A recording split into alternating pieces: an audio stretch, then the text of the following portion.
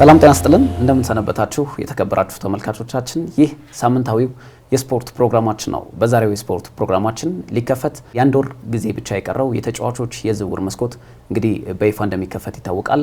ታላላቆቹ የእንግሊዝ ፕሪሚየር ሊግ ክለቦች የትኛው ተጫዋች ቢያስፈርሙ ወይ ደግሞ የቡድናቸውን ክፍተት በየትኛው ተጫዋች ቢያሟሉ የተሻለ የውድድር ዓመትን በቀጣይ የውድድር ዓመት ሊያሳልፉ ይችላሉ የሚለውን ጉዳይ እኔ ቃለስላሴ ካሳይና ባልደረባዬ አልታየ ኪዳኔ በሚቀጥሉት ደቂቃዎች ወደ እናንተ የምናቀርብላችሁ ይሆናል። በዚህ አጋጣሚ በቴሌቪዥን መስኮት የምትመለከቱን ተመልካቾች እንዲሁም በዩቲዩብ ገጻችን የምትከታተሉ ተመልካቾቻችን የምትደግፉት ክለብ በየትኛው ቦታ ተጫዋች ቢያስፈርም ወይ ደግሞ ክፍተቱን ቢሞላ የተሻለ የውድድር ዓመትን ያሳልፋል የሚለውን ጉዳይ እናንተም ልትወያዩበት ትችላላችሁ እንላለን።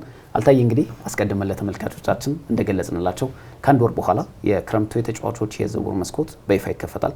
እኛ በልዩነት በተለይ ታላላቆቹ የእንግሊዝ ፕሪሚየር ሊግ ክለቦች በየትኛው ክፍተት ወይ ደግሞ የትኛውን ተጫዋች ቢያስፈርሙ የበለጠ ቡድናቸውን ማጠናከር ይችላሉ የሚለውን ጉዳይ የምናነሳ ይሆናል። አሪፍ እንደሚታወቀው በጥር የዝውውር መስኮት ብዙ ጊዜ የእንግሊዝ ክለቦችም ይሁን ሌሎች ክለቦች ተጫዋቾችን ትልልቅ ተጫዋቾች አይገኙም አይደል? በጥሩ የዝውውር መስኮት ላይ ብዙ ጊዜ እንደዛ ነው እና በክረምቱ ብዙ ጊዜ ያለ የሁለት ወር ጊዜ ነው ያለው ምናምን በእነዚህ ጊዜያት ቡድንህን ለማጠናከር የተለያዩ ዝውውሮችን ትፈጽማለህ እና ብዙ ጊዜ በጥሩ የዝውውር መስኮት ትልልቅ ዝውውሮችም አይከናወኑም።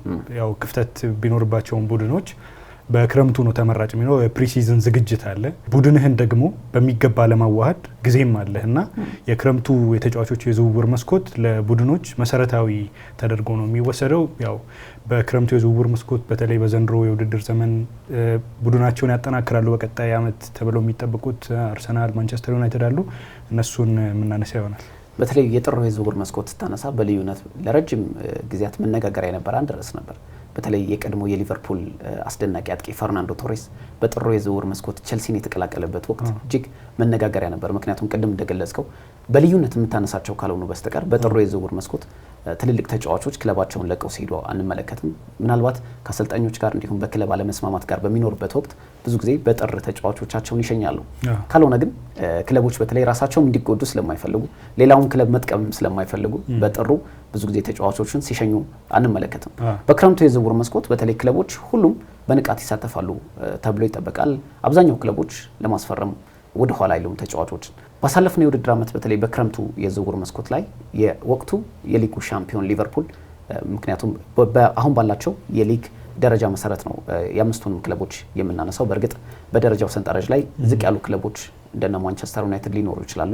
ነገር ግን በልዩነት ቶፕ 5 የምንላቸው ወይ ደግሞ አምስቱም ታላላቅ የፕሪሚየር ሊጉ ክለቦች ምን አይነት ዝውውር ሊፈጽሙ ይችላሉ፣ እንዲሁም ደግሞ ባሳለፍነው የውድድር ዓመት ክፍተታቸው በጉልህ ምን ይመስል ነበር የሚለው ግላዊ እይታችን የኔም ያንተም ሊኖር ይችላል። አስቀድመንም ለተመልካቾቻችን እንደነገርናቸው እነሱም በራሳቸው ምልከታ የሚያዩት ክፍተት ሊኖር ስለሚችል ለዛው ነው ሀሳባቸውን ማስቀመጥ እንደሚችሉ እኛም አስቀድመን የገለጽ ነው። ከወቅቱ ሻምፒዮን ሊቨርፑልን ጀምረን አልታየ በተለይ በክረምቱ የዝውውር መስኮት አሰልጣኝ የርገን ክሎፕን ተክተው አንፊልድ የደረሱት አርነ ስሎት አንድም ተጫዋች በዝውውር መስኮቱ አለማስፈረማቸው እንዲሁም ደግሞ ሊቨርፑል አዲስ አሰልጣኝ ከ9 ዓመታት በኋላ መሾሙ ምን አይነት የውድድር ዓመትን ሊያሳልፍ ይችላል የሚል ከበርካቶች ዘንድ ጥያቄ ነበር። በተለይ ደግሞ አዲስ አሰልጣኝ መሾሙን ብቻ ሳይሆን በዝውውር መስኮቱ የነቃ ተሳትፎን አለማድረጉ ብዙ ጥያቄዎች ሲነሳበት ነበር አይደል? በዝውውሩ መጨረሻ ቀናት ላይ ፌዴሪኮ ኬዛን ከዩቬንቱስ ማስፈረም ቻለ። በአካላዊ ብቃቱ በተለይ ጥሩ ተጫዋች ቢሆንም ነገር ግን አካላዊ ብቃቱ ከፊትነስ ጋር ተያይዞ የነበረበት አቋም ከጉዳት ጋር ነበር ወደ ሊቨርፑል የተቀላቀለው። ብዙም አልተጠቀሙበትም። ሌላኛው ጆርጂ ማማርዳሻቪሊ የሚባል ግብ ጠባቂ የጆርጂያዊው ግብ ጠባቂ ከቫሌንሲያ አስፈርመዋል። ነገር ግን እሱ የሚቀላቀለው በክረምቱ የዝውውር መስኮት ነው። አንድ ዓመት ያው በቫሌንሲያ ቆይቷል። እንግዲህ ከአንድ ወር በኋላ ወይ ደግሞ ከሳምንታት በኋላ ወደ ሊቨርፑል የሚመጣ ይሆናል። ሊቨርፑል አንድም ተጫዋች አላስፈረመም። ነገር ግን ባሉት ባለልምድ ተጫዋቾች ታግዘው ወጣት ከዋክብቶችንም አንዳንድ ተጫዋቾች በልዩነት የምናነሳቸው በቡድን ውስጥ የነበራቸው ሚና ቀላል የሚባል አልነበረም። ሊቨርፑል አንድም ተጫዋች ሳያስፈርም ሻምፒዮን ሆኗል። ሊቨርፑል ሻምፒዮን የሆነበትን መንገድ በቀላሉ ቀለል አድርገን እናንሳና በሊቨርፑል ክፍተቶች ምን ነበሩ? ሊቨርፑል በአውሮፓ አስደናቂ ቡድን ነበር አይደል? በፓሪስ ሴን ጀርሜን ተሸንፎ ከአውሮፓ ሻምፒዮንስ ሊግ ከተሰናበተበት በኤፍኤ ካፕ በሻምፒዮንሺፕ ክለብ ፕሌመዝ የተሸነፈበት አጋጣሚ እንዲሁም ደግሞ በኤፍኤል ካፕ ወይ ደግሞ ካራባኦ ዋንጫ በመንለው ደግሞ በኒውካስል ዩናይትድ ዌምብሌይ ላይ ዋንጫውን ያጣበት አጋጣሚ ነበር። ግን ሊቨርፑል አስደናቂ ግስጋሴ ላይ እንደነበር ቢታወቅም በጥሩ የዝውውር መስኮት እኛም አንድ ፕሮግራም ሰርተን ነበር። በተለይ ከተጫዋቾች ዝውውር ጋር የተወሰነ አድ ቢያደርግ ቡድኑን የበለጠ ይረዳዋል የሚል ነበር። እስኪ ሊቨርፑል ቡድኑን እንዴት ተመለከትከው? በውድድር አመቱ የነበረው በመጪው ክረምት ምን ቢያጠናክር የሚለውን ያው አብረን እናነሳዋለን። አዎ የሊቨርፑል የዘንድሮ የውድድር ዘመን ያው አስደናቂ ነው። እንደምታውቀው ተጫዋቾችን አላስፈረመም። ነገር ግን በግሉ አዲሱ አሰልጣኝ አርነ ስሎት አስገራሚ የውድድር ዘመንን አሳልፈዋል። ከሊቨርፑል ጋር የፕሪሚየር ሊጉን ዋንጫ ማሳካት ችለዋል። ከዚህ ጋር ተያይዞ ምናልባት የሚነሳው ነገር ያው ተጫዋች አያስፈርሙ እንጂ አርነ ስሎት ወደ ሊቨርፑል ከመጡ በኋላ ያደረጓቸው በጣም መሰረታዊ ነገሮች ነበሩ። አንድ የእርሳቸው ኳሊቲ ተብሎ የሚነሳው ነገር የተጫዋቾችን አቅም ማሳደግ የሚለው ነው። ለምሳሌ ሊቨርፑል በዘንድሮ የውድድር አመት ወርልድ ክላስ የምትለው አይነት የአማካይ ተከላካይ የሌለው አይነት ቡድን ነበር አይደለ? ማካሊስተር እርግጥ ነው ከአርጀንቲና ጋር የዓለም ዋንጫን አንስቷል። ትልቅ ተጫዋች ነው፣ ጥሩ ተጫዋች ነው፣ ምንም የምታነሳለት ነገር የለም። ግን ወርልድ ክላስ በምትለው አይነት የአማካይ ተከላካይ አልተጫወተም። ከዚህ ጋር ተያይዞ አንድ ያደረጉት ነገር ምንድን ነው? ሪያን ግራቨንበርክን ያለውን አቅም አሟጦ እንዲጠቀም በደንብ ተጫዋቹን ያሻሻሉበት መንገድ አንዱ እንደ ጥንካሬ መነሳት የሚችል ነገር ነው። ይሄን ተከትሎ የርገን ክሎፕ እንብዛም የተጠቀሙበት ተጫዋች አልነበረም ካስፈረሙት በኋላ። ነገር ግን ባላቸው አሴት ባላቸው አቅም ተጫዋቾቹን አብቅቶ ለፕሪሚየር ሊጉ ሻምፒዮን አብቅቷቸዋል በዘንድሮ የውድድር አመት። በእርግጥ የሚነሱ ነገሮች አሉ። አሁን በመሀል ሜዳ የሚነሱ ክፍተቶች አሉ። አርሎንድ ባለፉት አመታት እንደነበረው አሁን ለምሳሌ በሊቨርፑል በክሎፕ ዘመን አንዱ እንደ አይከን ይታይ የነበረው አርሎንድ ነው። በዛው ደግሞ በግራ መስመር የተከላካይ መስመር ላይ ሲጫወት የነበረው አንዱ ሮበርትሰን ጥሩ ተጫዋች ነበር እና አሁን አርሎንድ በዘንድሮ የውድድር ዘመን ወደ ሪያል ማድሪድ ያቀናልና ለሱ አንድ ተተኪ ማዘጋጀት አለባቸው። በግራ መስመር እንዲሁ ሮበርትሰን በዘንድሮ የውድድር ዘመን ያው ኮስታስ ሴሚካስን በአንዳንድ ጨዋታዎች ያስገብቶ ሲያጫውቱ ተመልክተናል። በእርግጥ ግን መነሳት ያለበት አንዱ ነገር የትኛው ተጫዋች ነው በዚህ ቦታ ላይ መጫወት የሚችለው? ምክንያቱም ባለፉት አመታት በተለይ በየርገን ክሎፕ ዘመንም ቢሆን ሁለቱ ተጫዋቾች የሊቨርፑልን የማጥቃት እንቅስቃሴ መሰረቶች ነበሩ። በተለይ የሚያሻግሯቸው ኳሶች መሰረታዊ የሊቨርፑል የግብ ማግኛ አጋጣሚ ሆነው ታይተዋል እና እርግጥ የጨዋታቸው መንገድም ሰምሃው የተለያየ ነገር ነው። እንተና ሞር ፕሬስ ያደርጋሉ። አርነ ስሎት ሞር ኮንትሮል የሆነ እግር ኳስ ነው የሚጫወቱት። ጥድፊያው እንደ የርገን ክሎፕ አለ። እንደምናውቀው የየርገን ክሎፕ አጫዋት ብዙ ጊዜ የ15 ደቂቃ ነው ይባላል። የመጀመሪያው አሰልጣኝ የርገን ክሎፕ ብዙ ጊዜ ይናገሩታል። በመጀመሪያው 15 እና 20 ደቂቃዎች ውስጥ በፈጣን የማጥቃት ሽግግር ጎል ማስቆጠር እመርጣለሁ ይሉ ነበርና ምናልባት ከአርነ ስሎት ጋር የሚለዩበት መንገድ ይሄ ይመስለኛል። ብዙዎች እንደውም የአርነ ስሎትና የርገን ክሎፕ ቡድን ይመሳሰላል ቢሉም እኔ በግሌ ብዙ ጊዜም ብየዋለሁ። በስኳድ ደረጃ ይመሳሰላል። አብዛኞቹ ተጫዋቾች ለረጅም ዓመት በየርገን ክሎፕ ስር የተጫወቱ ተጫዋቾች ናቸው። አሰልጣኝ አርነ ስሎትም በዝውውር መስኮቱ ላይ ይሄ እንቅስቃሴ ስላላደረጉ የየርገን ክሎፕ ቡድን ነው። በጨዋታ ረገድ ግን የተመለከትነው ነበር። አሰልጣኝ አርነ ስሎት በፌኖርድ ቆይታቸውም 4-2-3-1 የጨዋታ መንገድን የሚመርጡ አሰልጣኝ ነበሩ። በሊቨርፑልም ተግባራዊ ያደረጉት እሱ ነው። አሰልጣኝ የርገን ክሎፕ 4-3-3ን የሚታወቁበት የጨዋታ ዘይቤ ነው። ነገር ግን አሰልጣኝ አርነ ስሎት በጨዋታ መንገድ ግን ይሄ ኢንጌም ማኔጅመንት የምንለው በጨዋታ መሀል ግን የሚቀያየሯቸው ፎርሜሽኖች ይኖራሉ። ለምሳሌ ቡድኑ ግብ በሚቆጠርበት ወቅት የተከላካይ መስመር ተጫዋች ያስወጡና ግራቨንበርክን ወደ ኋላ መልሰው በማድረግ እሱ መልሶ እንደገና ደግሞ ለአማካዮች እንዲያገዝ በማድረግ ተጨማሪ የማጥቃት ባህር ያለው ተጫዋች ሲያደርጉት ብዙ ጊዜ የተስተዋለበት አጋጣሚ ነበር። ቀይ ካርድ በተመለከቱበት አንድ ሁለት ጨዋታዎች ላይ በተለይ ደግሞ በፉልሃሙ ጨዋታ ላይ ደግሞ ቀይ ካርድ ኤንዲ ሮበርትሰን በቀይ ካርድ በወጣበት ወቅት የመረጡት ያጨዋወት መንገድም 4-4-1 የሚመስል ያጨዋወት መንገድ እንዲሁም ደግሞ በጨዋታ ዘይቤ የሚቀያየሩ የተለያዩ ፎርሜሽኖችን ሲጠቀሙ ተመልክተናልና ምናልባት በተረጋጋ ይሄ ፕሬስ የምንለው የየርገን ክሎፕ ምናልባት ለዘመናዊ እግር ኳስ የበለጠ ይሄ ፈጣን ጫና መፍጠር በተጋጣሚ ላይ ያስመለከቱን አንዱ አሰልጣኝ የርገን ክሎፕ እንደመሆናቸው አርነ ስሎት ግን ብዙ ጊዜ ኳስን በመረጋጋት ነገር ግን በፈጣን ሽግግር ጎል ላይ መድረስ የሚል ያጨዋወት መንገድ ያላቸው ናቸው ሲከተሉ ነበር እና ከዚህ ጋር ተያይዞ አሁን ሮበርትሰን በዘንድሮ የውድድር አመት እንደሚጠበቀው ተጫውቷል ወይንም ደግሞ ባለፉት አመታት የነበረውን አይነት ሮል ነበረው ለማለት አያስደፍርም። ምናልባት ያው ቡድኑ ሻምፒዮን ነው። ኮስታስ ሴሚካስን እዛ ቦታ ላይ ይጠቀሙት ነበር። አሁን በክረምቱ ምናልባት እዛ ቦታ ላይ ተጫዋች ያስፈርማሉ ተብሎ እየተጠቀሰ ይገኛል። የግራ መስመር ተከላካይ እየተቆምካቸው ነው ማለት ነው አስፈርመው እና ሚሎስ ኬርኬዝ የበርንማውዙ ተከላካይ ምናልባት በግራ መስመር ላይ የተከላካይ ቦታ ላይ ሊያስፈርሙት ይችላሉ እየተባለ የሚገኝ አንድ ተጫዋች ነው። የመሀል ተከላካይ ይፈልጋሉ ይባላል። ኮናቴ አሁን በልዩነት ካነሳን ሊቨርፑል ለምሳሌ ጥሩ የውድድር አመትን አሳልፏል። ጥሩ የውድድር ዓመትን እንዲያሳልፍ ያደረገው አንዱ ምክንያት የሚመስለኝ አንድም ይሄ በጉልህ ደረጃ የምታነሳው የተጫዋቾች ጉዳት አለማጋጠሙ። ለምሳሌ ሊቨርፑል ከታላላቆቹ ክለቦች ያነሰ ስኳድ ያለው ነው። ለምሳሌ በኔ መልከታ በተከላካይ መስመር ብንመለከት ቨርጂል ቫን ዳይክ፣ ኮናቴና ኳንሳ ብቻ ነው የነበሩት። ጆ ጎሜዝ ያው ብዙ ጊዜ በርካታ ጨዋታዎች ላይ በጉዳትም ስላልነበር በሶስት ሴንተር ባክ ተጫዋቾች ያው ኳንሳ ልምድ ያለው ተጫዋች አይደለም። ምናልባት ኮናቴና ቫን ዳይክ ተጎድተው ቢሆኑ ኑሮ አንዳንድ ጨዋታዎች ላይ ኮናቴ ባልነበረበት ወቅት ግራቨንበርግ የሱን ቦታ ሸፍኖ ሲጫወት ተመልክተናል። ግን በመሃል ተከላካይ ቦታ እንኳን ምን ያህል ክፍተት እንደነበረው ተመልክተናል። ለምሳሌ በግራና በቀኝ እንኳን ሁለት አማራጮችን ቅድም ያነሳቸው የኤንዲ ሮበርትሰንና የኮስታስ ሲሚካስ እንዲሁም ደግሞ በቀኝ በኩል ደግሞ የአሌክሳንደር አርኖልድና የኮነር ብራድሊን ማንሳት እንችላለን። በልዩነት የመሃል ተከላካዩ ግን ጉዳት አለማጋጠሙ ቨርጂል ቫን ዳይክ አሁንም በዚህ እድሜው የፕሪሚየር ሊጉ የፊት መስመር አጥቂዎችን ያቆመበት መንገድ ልዩ ስለሆነ ልምዱን ተጠቅሞ አሁንም ቡድን የመምራት ስሜቱን የበለጠ ሊቨርፑል ላይ ተግባራዊ ስላደረገ እንጂ ቫን ዳይክ ተጎድቶ ቢሆን ኖሮ ሊቨርፑል ይሄን ያክል አማራጭም አልነበረው። በሌሎች ክለቦች ስትመለከት ማንቸስተር ዩናይትድን ብትመለከት በርካታ የሴንተር ባክ ወይ ደግሞ የመሃል ተከላካዮች ያሉት ክለብ ነው። ቼልሲን በኋላ ላይ የምናነሳው ይኖራል በተለይ ከክፍተት ጋር ተያይዞ። አርሰናል በመሃል ተከላካይም እንዲሁ በተከላካይ መስመር የምታነሳው ቡድን አይደለም። ማንቸስተር ሲቲን በተመሳሳይ ያለው የተከላካይ ክፍል የተጠናከረ ነው ማለት ትችላለን። በሊቨርፑል ግን ጉዳት አለማጋጠሙ እንጂ ስኳድ እውነት ለመናገር በተከላካይ መስመር ያነሳው የጎላ ክፍተት ነበረው ማለት እንችላለን።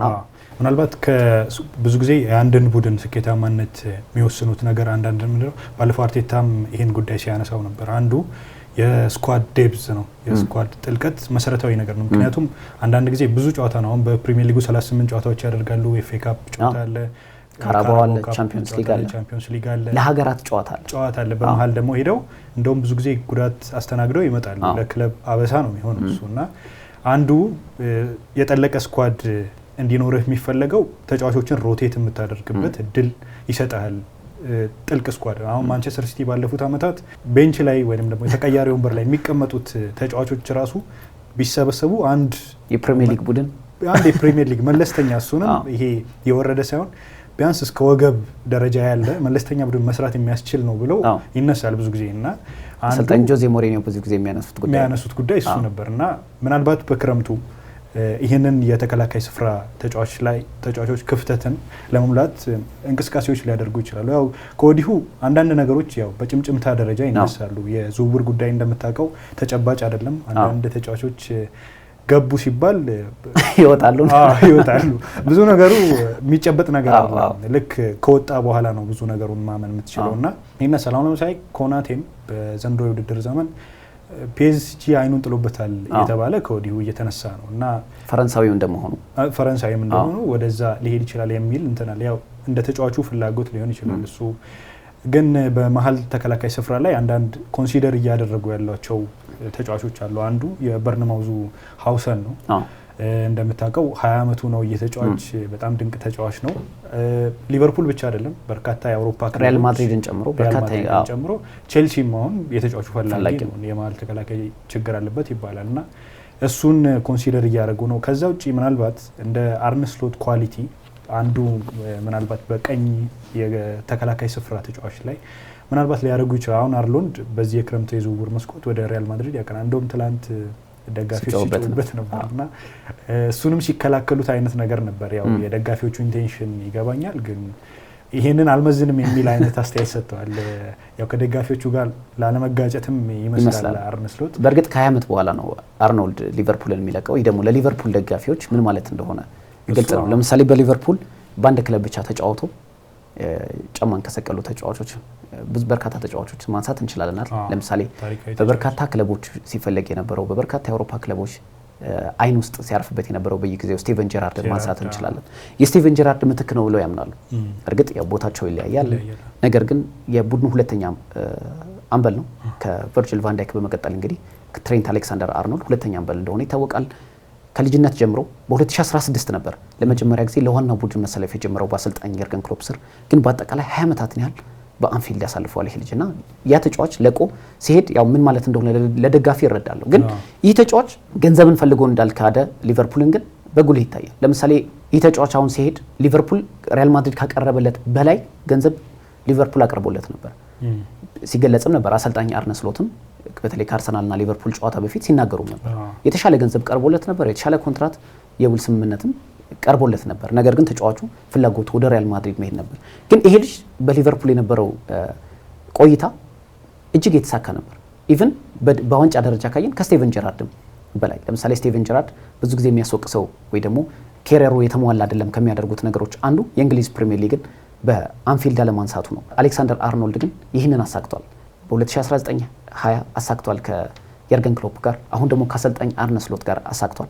የአውሮፓ ሻምፒዮንስ ሊግን አሳክቷል። ስለዚህ ታላላቅ የሚባሉ ክብሮችን በዚህ ክለብ ውስጥ አሳክቷል። በርካታ የግብ ዕድሎችን የፈጠረ ተጫዋች ነው። ከ100 በላይ የግብ ዕድሎችን መፍጠር፣ ለግብ የሚሆኑ ኳሶችን አመቻችቶ ማቀበል የቻለ ተጫዋች ነው። የሊቨርፑል ደጋፊዎች ይገባኛል ስሜታቸው፣ ሜዳ ላይ ኳስ በነካ ቁጥር ሲጮሁበት ነበር። ለዛም ነው አሰልጣኝ አርነ ስሎት እንግዲህ ይህንን ስሜት ስለተረዱ በተቀያሪ ወንበር የሚያስቀምጡት።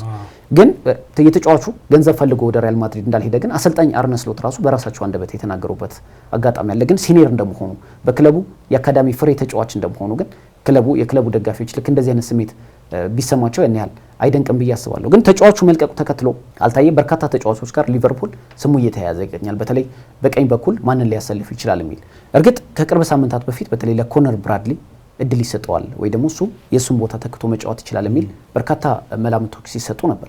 በእርግጥ ኮነር ብራድሊ በተለይ የርገን ክሎፕ ሁልጊዜ አዳዲስ ተጫዋቾችን እያመጡ የሚያስታውቁበት መንገድ አንዱ ኮነር ብራድሊ እንደነበር ተመልክተነዋል። በተለይ ባሳለፍነው የውድድር ዓመት ቡድኑን እንዴት እንደረዳ ተመልክተነዋል። ግን እኔ አመቱ ሙሉ በኮነር ብራድሊ ይዘልቃሉ የሚል እምነት የለኝም። ተጫዋቹ ወጣት ነው። በዛ ላይ ደግሞ ካለው ልምድም አንጻር ሊቨርፑል እንግዲህ የእንግሊዝ ፕሪሚየር ሊግ ሻምፒዮን ነው። በቀጣይ የውድድር ዓመት በአውሮፓ ሻምፒዮንስ ሊግ ጠንካራ ቡድን ሆኖ ከሚመጡ ክለቦች መካከል አንዱ እንደሚሆን ይጠበቃል። ለዚህ ደግሞ የተሻለ ስኳድ ያስፈልገዋል። አሁን እየተመለከታቸው ከሚገኙ ተጫዋቾች በቁጥር አንድ እንደውም ክለቡን የመቀላቀል ትልቅ እድል አለው እየተባለ የሚገኘው ጀረሚ ፍሪምፖንግ ነው። ይህ ተጫዋች በአሰልጣኝ ዣቢ አሎንሶ ስር በባየር ሌቨርኩሰን አስደናቂ የውድድር ዓመትን አሳልፏል። ክለቡ ባሳለፍነው የውድድር ዓመት ከ120 ዓመታት በኋላ የቡንደስሊጋ ዋንጫን ሲያነሳ ትልቅ ድርሻ ከተወጡ ተጫዋቾች መካከል አንዱ ነው። ይህ ተጫዋች ነው። ዘንድሮም በአሰልጣኝ ዣቢ አሎንሶ ስር ከደመቁ ተጫዋቾች መካከል አንዱ ነው። 24 ዓመቱ ነው።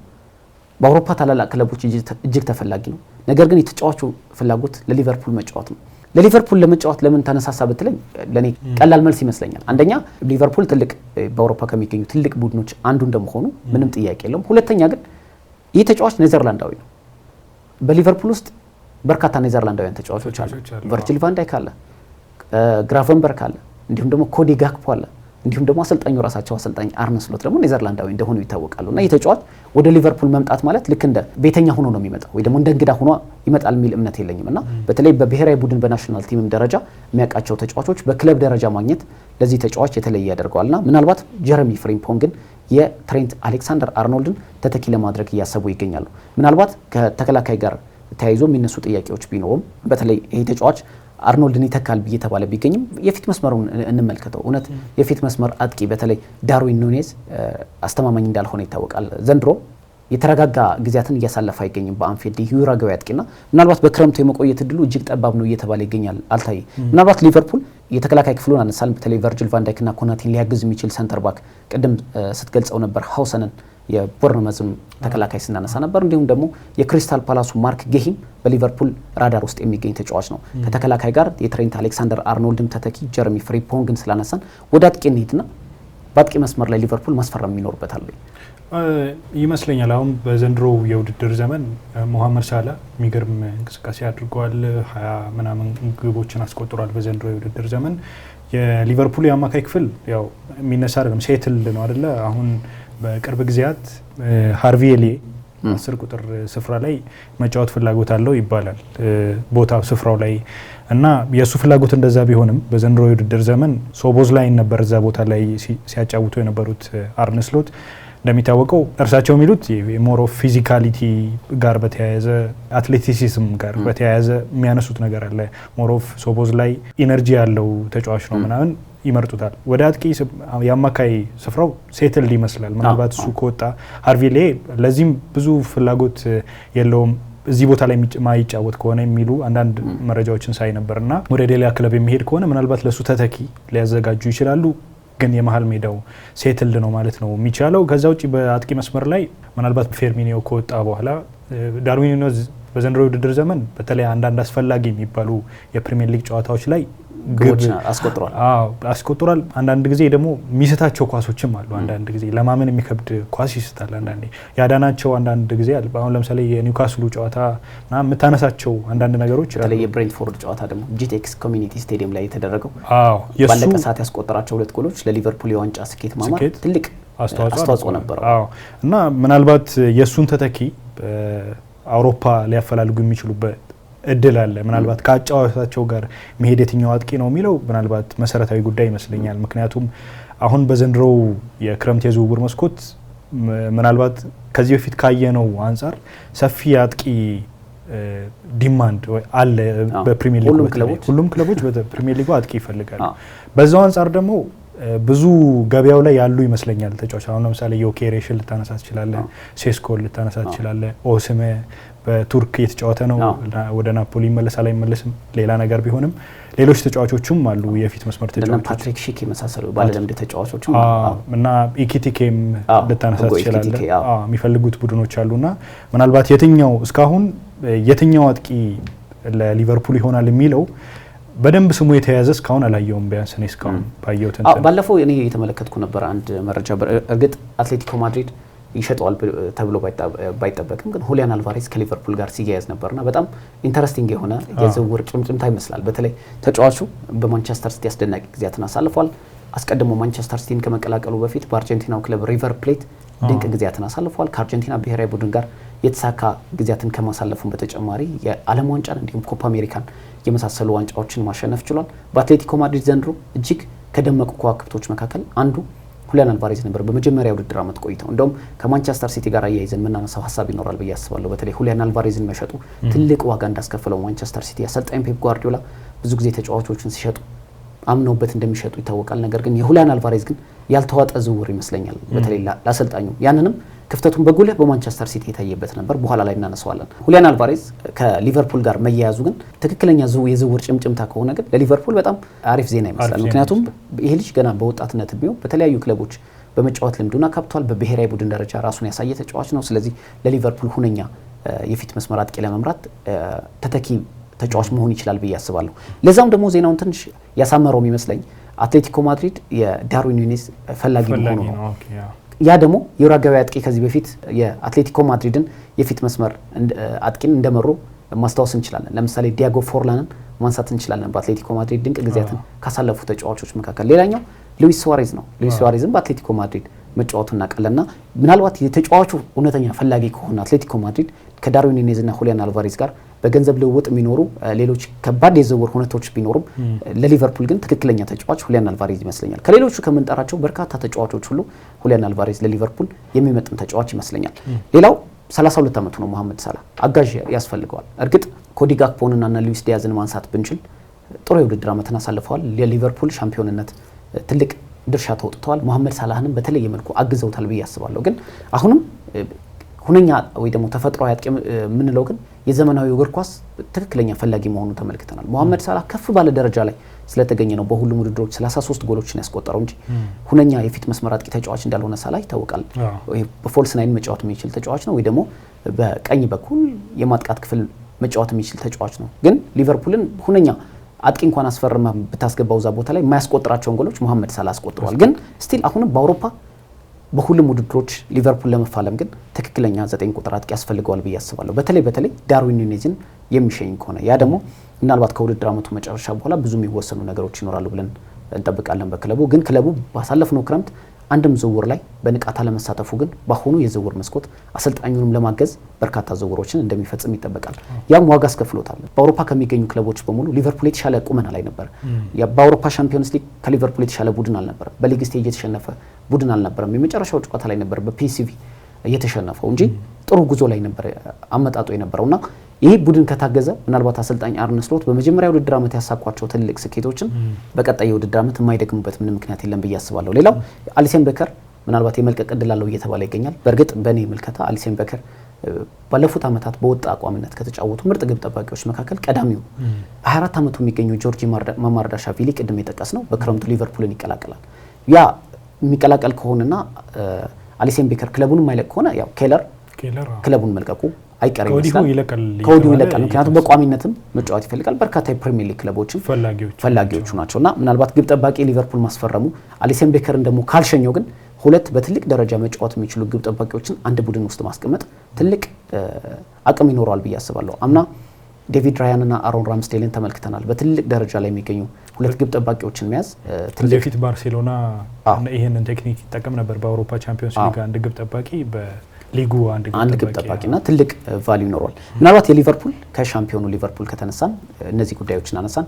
ተመልካቾቻችንም የራሳቸው በተለይ ክለቡ ደጋፊዎችም የራሳቸው የሚያነሱት ሀሳብ ይኖራል ብለን እናስባለን። ወደ ተከታዩ አርሰናል እንለፍ። እንግዲህ አርሰናል የመጀመሪያው የክረምቱ ፈራሚ በዚህ ሳምንት እንግዲህ እንደሚሆን የተረጋገጠ ይመስላል። በተለይ አማካዩ ማርቲን ዙቢሜንዲን ከሪያል ሶሴዳድ እንደሚያስፈርም የተረጋገጠበት ሁኔታ ላይ ደግሞ 60 ሚሊዮን ዩሮ የውል ማፍረሻው ለሪያል ሶሴዳድ ለመክፈል እንግዲህ ፈቃደኛነቱን ገልጿል። ይህ ዝውውር እንዲጠናቀቅ አሰልጣኝ ሚኬል አርቴታ አስቀድሞ ከተጫዋቹ ጋር ስምምነት ቢፈጥርም ነገር ግን ዝውውሩ የበለጠ እንዲፋጠን ደግሞ አንድሬ ቤርታ ትልቅ ስራን እንደሰሩ እየተነገረላቸው ይገኛል። አርሰናል በዘንድሮው የውድድር ዓመት ልክ እንደ ሊቨርፑል ሁሉ እንዴት ተመለከት ነው?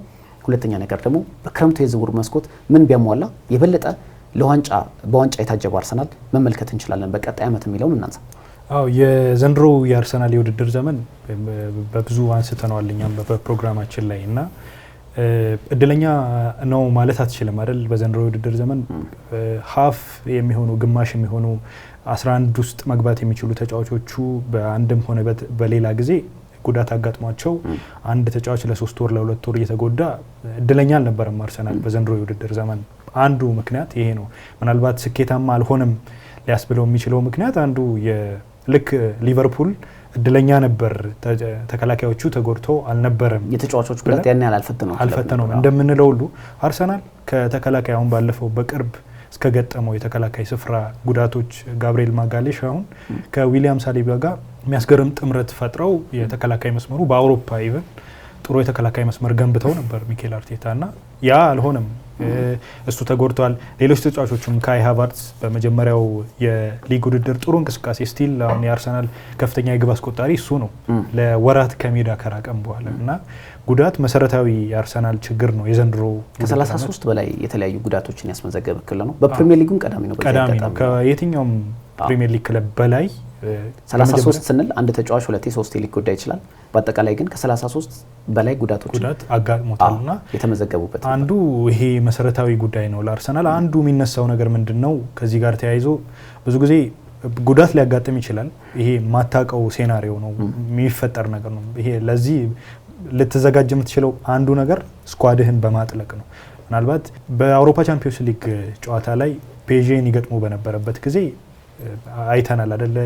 እንትና በቀይ ካርድ በሁለት ቢጫ አልገባም ነበር። ቢጫ ተከታታይ ቢጫዎችን በማየት ፓርቲ አልገባም ነበር።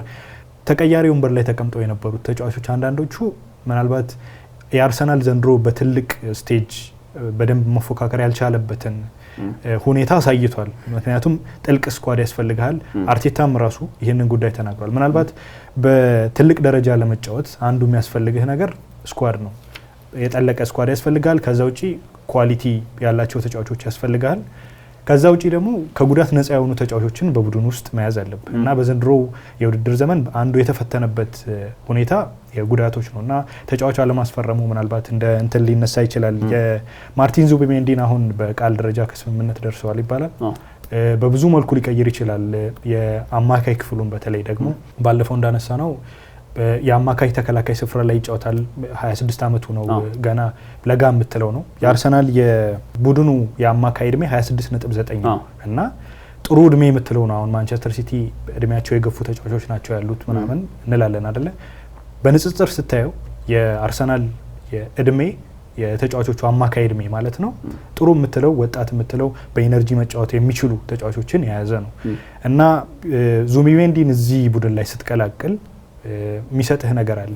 የአማካይ ተከላካይ ስፍራ ተጫዋች ነው። ከዚህ በፊት ዴክላን ራይስን አስፈርመዋል አይደለም? በ105 ሚሊዮን ፓውንድ እሱን ካስፈረሙ በኋላ ተከላካይ አማካይ ሆኖ ለተወሰነ ጊዜ ተጫውቷል። ግን እሱ በደንብ የሚስማማውና ለቡድኑ ጠቀሜታ ይሰጣል ተብሎ የሚጠበቀው በ8 ቁጥር ሚና ሲጫወት ነውና ምናልባት የዚህ ተጫዋች መምጣት እድሜያቸው የገፉት የጆርጊኒዮና ፓርቴ እድሜያቸው ገፍቷል። ምናልባት ቆይታቸው ምንድነው የሚለው ጆርጂኒዮ እንደሚለቅ አስቀድሞ ተረጋግጧል። የፓርቴ ምንድነው የሚለው መሰረታዊ ጉዳይ ነው። እሱ ከዚህ ጋር ተያይዞ የዚህ ተጫዋች መምጣት ግን ሞሮፍ ባለፈው ልክ በአውሮፓ ቻምፒዮንስ ሊግ እንዳነሳ ነው አይነት ሊበሬቲንግ የሆነ ነፃ የሆነ ዴክላን ራይስን ለማየት አንዱ ዙቤሜንዲ መሰረታዊ ነገር ሆኖ ይመጣል። በ6 ቁጥርም አሁን ቅድም ስትገልጸው ነው በ6 ቁጥርም በ8 ቁጥርም ሚና የመጫወት አቅም ያለው ተጫዋች ነው። በተለይ ከኳስ ጋር ያለው ምቾት ብዙ ጊዜ ይደነቃል። እርግጥ ስፔናውያን ተጫዋቾች ከኳስ ጋር ያላቸው ምቾት እጅግ ብለህ ሀሳብ የምታቀርበውም እንዳልሆነ ይታወቃል። በተለይ የአማካይ ስፍራ ተጫዋቾች። ሌላው ደግሞ በፈጣን ሽግግር ጎሎች ላይ የሚደርስበት አጋጣሚ ደግሞ ልዩ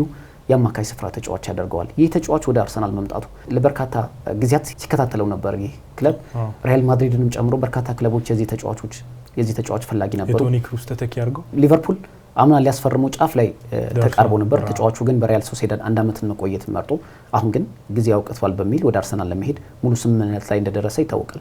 እርግጥ የስፔን ላሊጋ ሕግ ያው ይታወቃል። ለምሳሌ አንድ ተጫዋች ሙሉ በሙሉ ከክለቡ ጋር ከተስማማ ያ ክለብ የሚጠበቅበት የውል ማፍረሻ መክፈል ብቻ ነው። ያ ደግሞ በዚህ ክለብ ላይ ለምሳሌ ተጫዋቹ ኮንትራት እስካለው ድረስ ላይለቅ ይችላል በእንግሊዝ ፕሪሚየር ሊግ ወይ በሌላ በተለይ ክለቡ ካልፈለገ። እዚህ ግን ተጫዋቹ ከፈለገ ክለቡ የሚፈልገው ወይ ደግሞ በስፔን ላሊጋ ሕግ መሰረት ከክለቡ ጋር ሳትነጋገር ከላሊጋ ጋር በመነጋገር የተጫዋቹ የውል ማፍረሻ በመክፈል ተጫዋቹን ማስፈረም እንደምትችል ይታወቃል።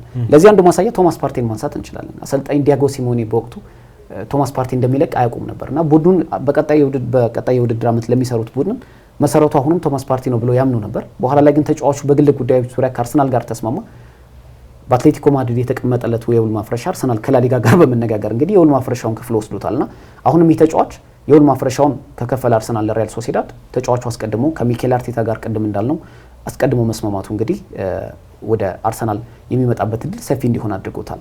ሌላው ያው ጆርጂኒዮ መልቀቁ ወደ ፍላሚንጎ እንደሚሄድ ተረጋግጧል። በውድድር ዓመቱ መጨረሻ ባለፉት 18 ወራት ጥሩ ግልጋሎትን ሰጥቷል። ከቼልሲ ከመጣ በኋላ በተለይ ልምዱን በመጠቀም በተለይ ወሳኝ ጨዋታዎች ላይ ቡድኑን ለማገዝ ጥረት አድርጓል ጆርጂኒዮ። አሁን የቶማስ ፓርቲን ውል ለማራዘም አርሰናል እንግዲህ እንደሚሰራ ይጠበቃል። እኔ አሁንም በዚህ ቡድን ውስጥ ትልቁ ወሳኝ ሚና ይኖረዋል ብዬ የማስበው ተጫዋች ቶማስ ፓርቲ ነው። ይህን ደግሞ ከጉዳት ነፃ ሆኖ በሚያገለግልበት ወቅት የቡድኑ ሚዛን የሚጠበቅበት አቅም ከፍ ያለ እንደሆነ ተመልክተናል። በተለይ በያዝነው የውድድር ዓመት ወጥ ሆኖ በተጫወተበት ለረጅም ወራት ያለ ጉዳት ነፃ ሆኖ በተጫወተበት ቡድኑ ምን ያህል ተጠቃሚ እንደነበር የታየበት ነበር።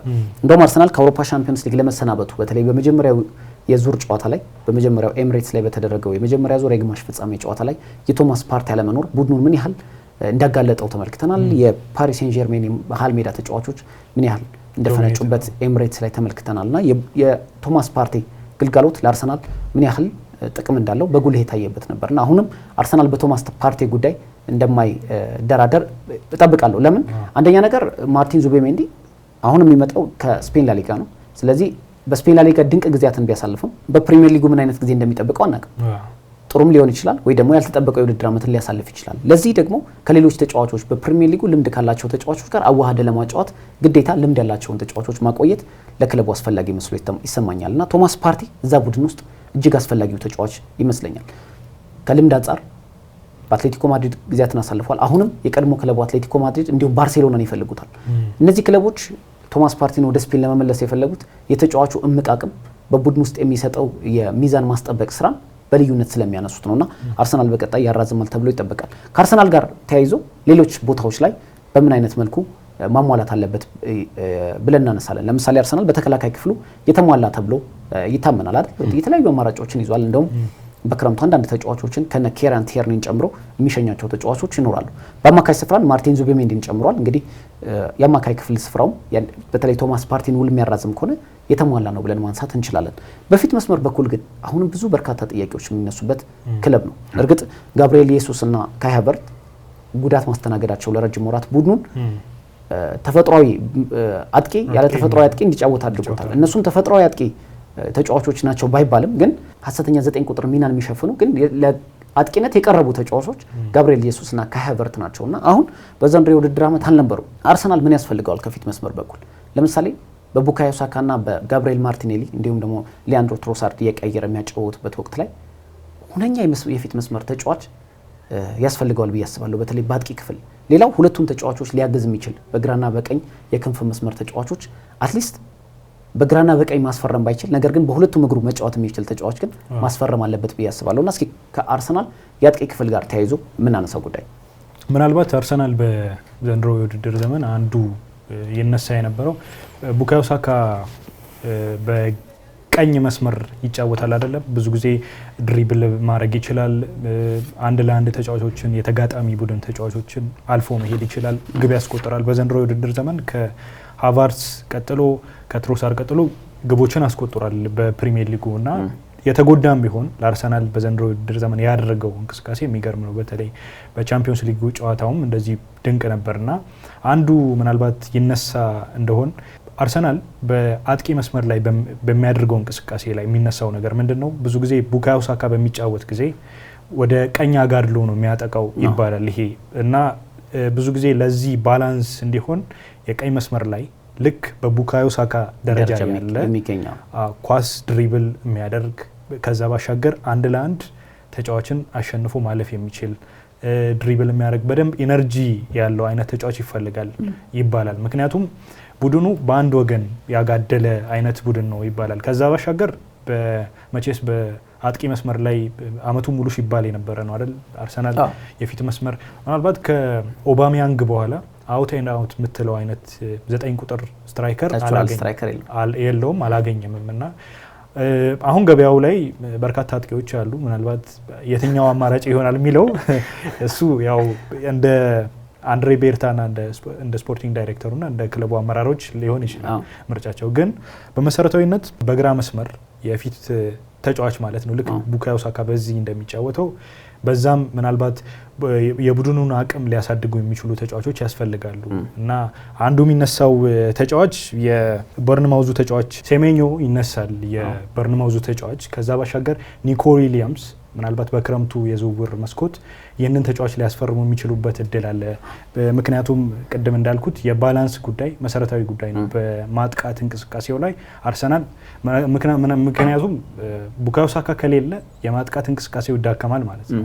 መስመር ሰንጣቂ ኳሶችን ዴክላን ራይስ ያደርጋል አይደለ? በተለያየ ጊዜ እንደው የቡድኑ ዋና መስመር ሰንጣቂ ኳስን የሚያደርገው እሱ ነው ይባላል እና ይህንን አይነት እድል መጠቀም የሚችሉ ተጫዋቾች ድሪብል ላይ ጥሩ መሆን ያለባቸው የሆኑም ደግሞ ተጫዋቾች አሉና ሴሜኞና ኒኮ ዊሊያምስ ምናልባት እነሱን ተጫዋቾች ሊያስፈርም የሚችልበት እድል አለ። ስሙ አሁንም እየተያያዘ ነው ኒኮ ዊሊያምስ። በተለይ ደግሞ የሱ ተጫዋች በተለይ አሁን ሴሜኞ በፕሪሚየር ሊጉ ተመልክተናል። በተለያዩ ክለቦችም ይፈልጋል። እንግዲህ በተለይ ዘንድሮ የውድድር ዓመት ብቃቱ አስደናቂ ነበር። ታላላቆቹን የፕሪሚየር ሊጉ ክለቦች የፈተነበት አጋጣሚ ነበር። በተለይ ቪታሊቲ ስቴዲየም ላይ በሚደረጉ ጨዋታዎች ላይ ደግሞ ምርጥ ብቃቱን በአሰልጣኝ አንዶኒ ኢራኦላ ስር ምርጥ ብቃታቸውን ካሳዩ ከነ ክላይቨርት ጋር በእኩል ደረጃ የምታነሳው ተጫዋች እንደነበር በቦርንማውዝ ተመልክተናል። ኒኮ ዊሊያምስ አንድ ትልቁ አድቫንቴጁ የምንለው በሁለቱም ቦታዎች የመጫወት አቅሙ ከፍ ያለ መሆኑ ነው። በግራም በቀኝም የመጫወት አቅም ያለው ተጫዋች መሆኑ ለቡካዮ ሳካ ማጋዥ መሆን ይችላል። በቀኝ በኩል ደግሞ የሚሰለፉት እንደነ ጋብሪኤል ማርቲኔሊና ሊያንድሮ ትሮሳርድ ደግሞ በተሻለ ደረጃ ከፍ ሊያደርገው የሚችል አቅም ያለው ተጫዋችን እዛ ቡድን ውስጥ ማካተት ይችላል አርሰናልና ለአርሰናል እንደ ጥቅም የምታየው በተለይ ባርሴሎና ከተጫዋቹ ያለው ፍላጎት ትንሽ ቀዝቀዝ ያለ ይመስላል። ምክንያቱም ፊቱን ወደ ሌሎች ተጫዋቾች ማዞሩ ተከትሎ በተለይ የኒኮ ዊሊያምስ ቀጣይ ማረፊያው የእንግሊዝ ፕሪሚየር ሊግ ሊሆን ይችላል እየተባለ ይገኛል። አርሰናል ብቻ አይደለም ተጫዋች ፈላጊው፣ ባየር ሙኒክን ጨምሮ የተለያዩ ክለቦች ይፈልጉታል። ግን አርሰናል ትክክለኛ የፊት መስመር ተጫዋች ወደ አጥቂነት ገና አልመጣንም። ግን የፊት መስመር ተጫዋች በቡካዮ ሳካ ደረጃ እኩል ሊገኝ የሚችል ወይ ደግሞ አጋዥ ሊሆን የሚችል ተጫዋች ግን ኒኮ ዊሊያምስ ትክክለኛው ለአርሰናል መፍትሄ ሊሆን ይችላል እየተባለ ይገኛል። አንድሬ ቤርታም በግል ከተጫዋቹ ወኪል ጋር ንግግር ያደረጉበት አጋጣሚ አለ። አሁን ባለው ሁኔታ ተጫዋቹ በፕሪሚየር ሊግ መጥቶ መጫወት ይፈልጋል። ነገር ግን የትኛውን ክለብ ይቀላቀላል የሚለው የምንጠብቅ ቢሆንም ለአርሰናል ግን ትክክለኛ ፈራሚ ሊሆን ይችላል ብለን እንጠብቃለን። ሌላው በፊት መስመር አጥቂ ቦታ ላይ አርሰናል የተለያዩ ተጫዋቾችን እየተመለከተ ይገኛል። አርሰናል ባለፉት 2 እና 3 ዓመታት በጉልህ ቡድኑ ያለ ዋንጫ እንዲጓዝ ያደረገው ያለ አጥቂ መጫወቱ በእኔ ምልከታ አርሰናል ባለፉት 2 እና 3 ዓመታት ወጥ በሆነ አቋም በፕሪሚየር ሊጉ የማንቸስተር ሲቲ ቀንደኛ ተፎካካሪ ነበር። ዘንድሮ ከሊቨርፑል በመከተል ሁለተኛ ደረጃ ላይ ተቀምጧል። ከ16 ዓመታት በኋላ በአውሮፓ ሻምፒዮንስ ሊግ ግማሽ ፍጻሜ ተገኝቷል። ነገር ግን የቡድኑን ደረጃ ከፍ ሊያደርግ የሚችል ይሄ የዘመናዊ እግር ኳስ ሊቀበለው የሚችል ምርጥ አጥቂ ግን አልነበረውም። ቡድኑ ሁሉም ሀሰተኛ 9 ቁጥር ተጫዋቾች ናቸው። ኢቭን የተጎዱ ተጫዋቾች ቢኖሩ በእርግጥ በቡድኑ ውስጥ ከሃይቨርተን ቅድም ሚናውን ስናነሳ ነበር የበለጠ ሊረዳው እንደሚችል ይሰማኛል። ግን ትክክለኛ ናቹራል ስትራይከር እንጂ ትራዲሽናል ስትራይከር ያስፈልገዋል የሚል እምነት የለኝም። ወይ ደግሞ ሀሰተኛ 9 ቁጥር በቡድኑ ውስጥ ያን ያህል ሚና ይኖረዋል የሚል እምነት የለኝም። ጎሎችን ከማስቆጠር አንጻር ያው ሚኬል ሜሪኖ የተመደበው ሲያስቆጠር ነበር። ምክንያቱም አርሰናል ትክክለኛ አጥቂ ቢኖረው ከዛ የተሻለ ግቦችን ማስቆጠር የሚችልበት አጋጣሚ ብዙ እድሎች ነበሩት ብዬ አስባለሁ። አሁን ለዚህ የ26 ዓመቱ አጥቂ ቪክቶር ዮኬሬሽን እየተመለከተው ይገኛል። ስፖርቲንግ ዳይሬክተሩ አንድሬ ቤርታ ጋር ጥሩ ግንኙነት እንዳለው ይነገራል የቪክቶር ዮኬሬሽ ወኪልና ምናልባት የዝውውር የመጠናቀቅ እድሉ ሰፊ ሊሆን ይችላል እየተባለ ይገኛል። ሌላው ቤንጃሚን ሴስኮ ነው። ይሄኛው በአርቢ ሌፕዚግ አስደናቂ ውድድር ዓመት ካሳለፈ ተጫዋቾች መካከል አንዱ ነው። በዚህ ዓመት ክለቡን እንደሚለቅ ይጠበቃል። ባሳለፍነው ክረምት በርካታ ክለቦች ቢፈልጉትም ቸልሲን ጨምሮ የተለያዩ ክለቦች ቢፈልጉትም አንድ ዓመት ግን በጀርመን መቆየትን ምርጫውን ስላደረገ እንግዲህ በዚህ ዓመት ሙሉ እየተጫወተው በቡንደስሊጋው ነው። አሁን በመጪው የውድድር ዓመት ግን ከክለቡ ሊለቅበት የሚችልበት ሰፊ ድል እንዳለ እየተነገረ ይገኛልና አርሰናል ሁነኛ አጥቂ ማስፈረሙ ግን በዚህ ቡድን ውስጥ ደረጃውን ከፍ ሊያደርግ የሚችል አጥቂ ካስፈረመ በቀጣይ የውድድር ዓመት ለዋንጫዎች የሚፎካከርበት ሳይሆን ዋንጫዎችን የሚያሸንፍበት እድል ሊኖረው ይችላል። አርሰናል አሁን በቀጣይ ለዋንጫ ተፎካካሪ የምትለው ቡድን አይደለም ከዚህ በኋላ ምክንያቱም 6ኛ ዓመታቸውን ይዘዋል። አሰልጣኝ ሚኬል አርቴታ በርካታ ዝውውሮችን ፈጽመዋል። ቡድኑን በተሻለ እድገት በአውሮፓ ከሚገኙ ምርጥ ተፎካካሪ ክለቦች መካከል አንዱ አድርገውታል።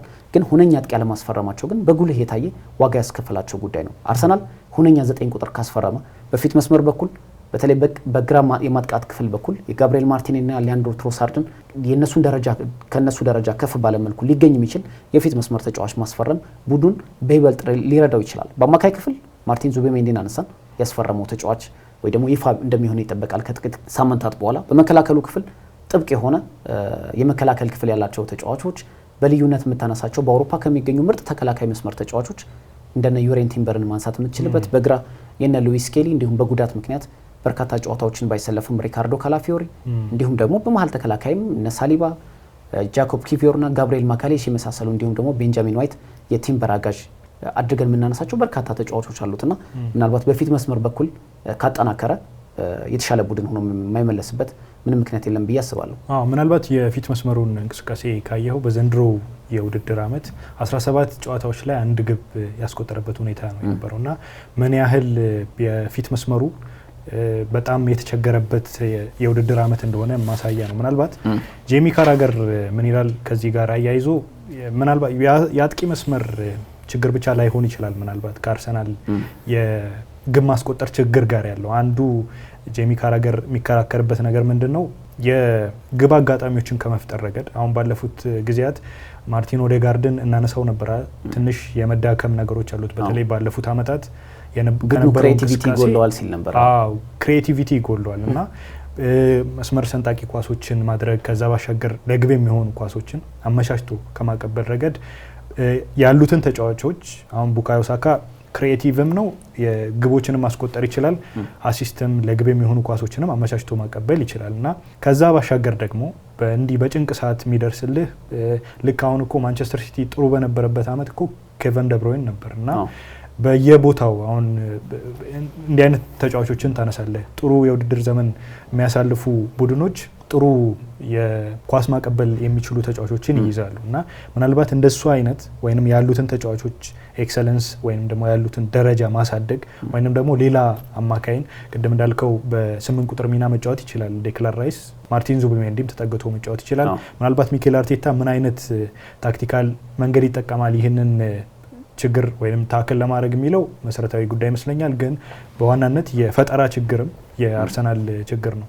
አሁን ብዙዎች አንድ ነገር እያነሱ ይገኛሉ። በተለይ ማርቲን ኦዴጋርድ ለሪያል ሶሴዳድ እንደተጫወተ ይታወቃል። አሁን በአርሰናል ይገኛል። ሚኬል ሜሪኖ እንግዲህ በሪያል ሶሴዳድ ነበር፣ አሁን በአርሰናል ይገኛል። ሌላኛው ደግሞ ማርቲን ዙቢሜንዲ እንግዲህ ወደ አርሰናል ለመቀላቀል ተቃርቧል እየተባለ ይገኛል። ሌላኛው አንድ ተጫዋች ቀርቶናል እያሉ ይገኛሉ፣ አሌክሳንደር ኢዛክ እንግዲህ እሱ በሪያል ሶሴዳድ እንደተጫወተ ይታወቃልና ይህንን ሙሉ ለማድረግ ሶስቱም ተጫዋቾች ቅድም የገለጽኩት ተጫዋቾች በሪያል ሶሴዳድ ያሳለፉት አሁን በመድፈኞቹ ቤት ይገኛሉና ምናልባት አሌክሳንደር ኢዛክ የዚህ ቡድን ውስጥ ስኬት ትልቁ ቁልፍ ሊሆን ይችላል ወይ?